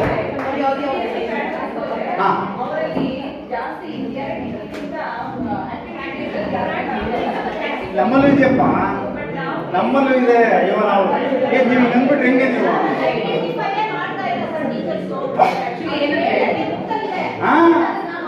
Madam CBSE ಈಗ CBSE ಮೆಥಡ್ಸ್ ಅಲ್ಲಿ ನಾವು ನೋಡೋದಾದ್ರೆ ಜಾಸ್ತಿ ಚಟುವಟಿಕೆ ಆಧಾರಿತವಾಗಿ ಇರುತ್ತೆ. ನಮಗೆ ಆಕ್ಚುಲಿ ಅದು ಡಿಫ್ರೆಂಟ್ ಕಾನ್ಸೆಪ್ಟ್ ಅಂತ ಅನ್ಸುತ್ತೆ, ಬಟ್ ಈಗ ನಮ್ಮ ಸ್ಟೇಟ್ ಸಿಲೆಬಸ್ ಅದನ್ನ ಫಾಲೋ ಮಾಡ್ಕೊಂಡು ಬಟ್ ನಾವು ಇನ್ನೂ ಕೂಡ ನಾವು ಅದಕ್ಕೆ ಅಡಾಪ್ಟ್ ಆಗೋದ್ರಲ್ಲಿ ನಾವು ಟೈಮ್ ತಗೋತಾ ಇದ್ದೀವಿ. ಬಟ್ ಇವಾಗ ಪ್ರತಿಯೊಂದು ಕಲಿಕೆ ಆದ್ಮೇಲೆ ಮಕ್ಕಳಿಗೆ ನಾವು ಹೇಳೋದೇನಂದ್ರೆ ಥಿಯರಿಟಿಕಲ್ ಆಗಿ ಅವ್ರಿಗೆ ಹೋಮ್ವರ್ಕ್ಸ್ ಕೊಡೋ ಬದಲಿಗೆ ಆ ದಿನನಿತ್ಯಕ್ಕೆ ಉಪಯೋಗ ಆಗಂತ ರೀತಿಯಲ್ಲಿ ರಿಲೇಟೆಡ್ ಆಕ್ಟಿವಿಟೀಸ್ ಕೊಟ್ರೆ ಡೆಫಿನೆಟ್ಲಿ ಆ ಕಲಿಕೆಯನ್ನ ನಾವು ಅಲ್ಲಿ ಮಗುನ ದಿನನಿತ್ಯ ನಾವು ಕಾಣಬಹುದು. Yes, thank you madam. ಅವ್ರ ಇನ್ಫಾರ್ಮೇಶನ್ಗೆ CBSE ಇದೆ, ನಾವು ಯಾವಾಗಲೇ ಫಾಲೋ ಮಾಡ್ತೀವಿ. ಸೈನ್ಸ್ ಅಂಡ್ ಮ್ಯಾಥ್ಸ್ ಏನಿದೆಯಲ್ಲ, we are already following. Higher ಪ್ರೈಮರಿಯಿಂದ ಹೈಸ್ಕೂಲ್ ಹಿಡಿದು PU we have already adapted only NCERT ಬುಕ್ಸನ್ನೇ, ನಾವೇನು ಚೇಂಜಸ್ ಇರಲಿಲ್ಲ, ಆನ್ ಪಾರ್ ವಿತ್ ಇಟ್. ಸೊ ಈಗ 1 ನಿಮಿಷದಲ್ಲಿ ನಾನು ಕನ್ಸಲ್ಟೇಟ್ ಮಾಡಲಿಕ್ಕೆ ಪ್ರಯತ್ನ ಮಾಡ್ತೀನಿ. ನೋಡಿ, ಇದು ಕಲಿಕಾ ಫಲ ಆಧಾರಿತವಾಗಿ ನಾವು ನಮ್ಮ ಒಂದು ತರಗತಿ ಪ್ರಕ್ರಿಯೆಗಳನ್ನ, ಮೌಲ್ಯಾಂಕನಗಳನ್ನ ಮತ್ತು ಮಾಪನ ವ್ಯವಸ್ಥೆಯನ್ನು ನಾವು ಮಾಡದೆ ಹೋದ್ರೆ ನಮ್ಮ ಶಾಲೆಗಳಲ್ಲಿಯ ಗುಣಮಟ್ಟ ತುಂಬಾ ಕುಸಿತ ಹೋಗುತ್ತೆ. ಇದು ಆಗಬೇಕು ಅಂತ ಹೇಳಿದ್ರೆ ಬಹಳ ಮುಖ್ಯವಾಗಿ ಶಿಕ್ಷಕರು ಸಜ್ಜಾಗಬೇಕು ಅಂದ್ರೆ ಇನ್ನೂ ಬಹಳಷ್ಟು ಜನ ಶಿಕ್ಷಕರಿಗೆ ಇದರ ಬಗ್ಗೆ ಒಂದು ಇನ್ಫಾರ್ಮೇಶನ್ ಕಡಿಮೆ ಇದೆ, ನಾಲೆಡ್ಜ್ ಕಮ್ಮಿ ಇದೆ, ಮೋಟಿವೇಶನ್ ಕಡಿಮೆ ಇದೆ, ಮತ್ತು ಸರ್ ಅವ್ರು ಹೇಳಿದ ಹಾಗೆ ಕೆಲವು ಅವರಿಗೆ ಒಂದಷ್ಟು ತೊಂದರೆಗಳು ಇರ್ಬೋದು. ಆದರೆ ತೊಂದರೆಗಳು ಇರೋದೇ ಅಲ್ಲ, ಅಲ್ಲಿ ಒಂದು ಆ ಪ್ರೋಸೆಸ್ ಅನ್ನ ಎಂಜಾಯ್ ಮಾಡೋ ಥರ ತಿಂದಿಲ್ಲ. ಅವ್ರಿಗೆ ಒಂದು ಎಕ್ಸಾಂಪಲ್ಸ್ ಇಲ್ಲ, ಹೇಗೆ ಮಾಡಬೇಕು ಅನ್ನೋದ್ರ ಬಗ್ಗೆ ಎಕ್ಸಾಂಪಲ್ಸ್ ನಾವು ಕೊಡಬೇಕು. ಕೆಲವು ಶಾಲೆಗಳು ಮಾಡ್ತಾ ಇದ್ದಾರೆ, ಆ ಎಕ್ಸಾಂಪಲ್ಸ್ ನಾವು ಹಿಂದೆ ಈ ಶಾಲೆಗೆ ಈ ಥರ ಮಾಡ್ತಾ ಇದ್ದಾರೆ ಅನ್ನುವಂಥ ಉದಾಹರಣೆಗಳನ್ನ ಅಂಥವನ್ನು ಹೆಕ್ಕಿ ತೆಗೆದು ನಾವೇನೋ ಒಂದು ಸ್ಮಾಲ್ ವಿಡಿಯೋ ಮಾಡಿ ನೋಡ್ರಿ, outcome based learning, outcome based education, teaching and evaluation ನಡೀತಾ ಇದೆ ಈ ಸ್ಕೂಲಲ್ಲಿ, ಅಸೆಸ್ಮೆಂಟ್ ನಡೀತಾ ಇದೆ. ಈ ರೀತಿಯಲ್ಲಿ ನೀವು ಮಾಡಬಹುದು. ಸಾಧ್ಯತೆಗಳನ್ನ ಪರಿಚಯಿಸಬೇಕು. ನಾವೇನ್ ಮಾಡ್ತೀವಿ, ಶೇರಿಂಗ್ ಮೀಟಿಂಗ್ ಅಲ್ಲಿ ಸಾಧ್ಯತೆಗಳನ್ನ ಸ್ಮಾಲ್ ವಿಡಿಯೋ ಮಾಡಬೇಕು. ಈ LOಗಳ ಬಗ್ಗೆ ನಾವು ಮಾತನಾಡ್ತೀವಿ ಹೊರತು ನಾವೇನ್ ಮಾಡ್ತೀವಿ, LO ಒಂದ್ ಕಡೆ ಇಡ್ತೀವಿ, ಮತ್ತೆ ಇನ್ನೊಂದ್ ಕಡೆಗೆ ಬೇರೆನೆ ನಾವು ತಗೊಂಡಿರ್ತೀವಿ. LOನ ನಾವು ಡಿಸೈನ್ ಮಾಡ್ಬಿಡ್ತೀವಿ ನಾವು. ಆದ್ರಿಂದ ಲರ್ನಿಂಗ್ ಔಟ್ಕಮ್ಸ್ ನ ನಾವು ಪ್ರಿಯಾರಿಟೈಸ್ ಮಾಡ್ಕೋಬೇಕು, ಯಾವಾಗಲೂ ತಲೆ ಒಳಗಿರ್ಬೇಕು. ಆ ಲರ್ನಿಂಗ್ ಔಟ್ಕಮ್ಸ್ಗೆ ನಮ್ಮ ಟೆಕ್ಸ್ಟ್ ಬುಕ್ಕಿನ ಕಲಿಕಾಂಶವನ್ನ ಜೋಡಿಸ್ಕೊತಾ ಇದ್ದಾರೆ. ಕಲಿಕಾಂಶವನ್ನ ನಾವು ನಿನ್ನೆ ಮನೆ ಚರ್ಚೆ ಬಂತು, FLN ಮಾಡ್ಬೇಕಾ ಅಥವಾ ಇನ್ಯಾವ್ದು ಇದು ಮಾಡ್ಬೇಕಂತ ಚರ್ಚೆ ಬಂದಾಗ FLN ಬೇರೆ ಹೇಳಲ್ಲ, ಇರುವಂತಹದರಲ್ಲೇ ತರಗತಿ ಪ್ರಕ್ರಿಯೆಯಲ್ಲೇ FLN ನಾವು ಇಂಟಗ್ರೇಟ್ ಮಾಡ್ಕೋಬಹುದಲ್ಲ. ಹಾಗೆ ಕಲಿಕಾ ಫಲವನ್ನ ಇರುವ ಕಲಿಕಾ ಅಂಶದಲ್ಲಿ ಅಳವಡಿಸ್ಕೊಳ್ಳೋದು ಹೇಗೆ ಅನ್ನೋದ್ರ ಬಗ್ಗೆ ಸ್ವಲ್ಪ ಶಿಕ್ಷಕರಿಗೆ ಒಂದು ಪ್ಲಾನಿಂಗ್ ಬೇಕಾಗುತ್ತೆ. ಅದಕ್ಕೇನೋ ಮತ್ತೆ ಕೈ ಬಿಡಿ ಕೊಟ್ಟರೆ ಆಗಲ್ಲ. ಪ್ರತಿ ಶಿಕ್ಷಕರು ತಾವು ಯೋಚನೆ ಮಾಡಬೇಕು, ಸೆಲ್ಫ್ ರಿಫ್ಲೆಕ್ಷನ್ ಮಾಡಬೇಕು, ಡೆಡಿಕೇಶನ್ ಬೇಕು. ಇದನ್ನ ಮಾಡಿದ್ರೆ ಲಾಭ ಇದೆ ಅನ್ನೋದು ಅವ್ರಿಗೆ ಮನವರಿಕೆ ಆಗಬೇಕು ಮತ್ತು ಒಳ್ಳೆಯ ಔಟ್ಕಮ್ ಬರುತ್ತೆ. ಒಳ್ಳೆಯ ವಿದ್ಯಾರ್ಥಿಗಳು ನಮ್ಮ ಶಾಲೆಗಳಿಂದ ಹುಟ್ಕೊಳ್ತಾರೆ ಮತ್ತು ಒಳ್ಳೆಯ ವಿದ್ಯಾರ್ಥಿಗಳು, ಒಳ್ಳೆಯ ಸಮರ್ಥಯುತವಾಗಿರ್ತಕ್ಕಂಥ ವಿದ್ಯಾರ್ಥಿಗಳು ನಮ್ಮ ಸಮಾಜಕ್ಕೆ ಈ ವ್ಯವಸ್ಥೆಯಿಂದ ಬರ್ತಾರೆ ಅನ್ನುವಂತಹ ಒಂದು ನಂಬಿಕೆ ನಮ್ಮ ಶಿಕ್ಷಕರಿಗೆ ಬಂದಾಗ ಅವರು ಅದನ್ನ ಮಾಡ್ತಾರೆ. ಈಗಾಗಲೇ ಕೆಲವರು ಮಾಡ್ತಾ ಇದ್ದಾರೆ. ಅದನ್ನ ನಾವು ಮಾಡುವಂತ ನಾವು ನೀವೆಲ್ಲರನ್ನು ಸ್ವಲ್ಪ ಶ್ರಮಿಸೋಣ ಅಂತ ಹೇಳ್ತಾ, thank you so much. I really enjoyed my session.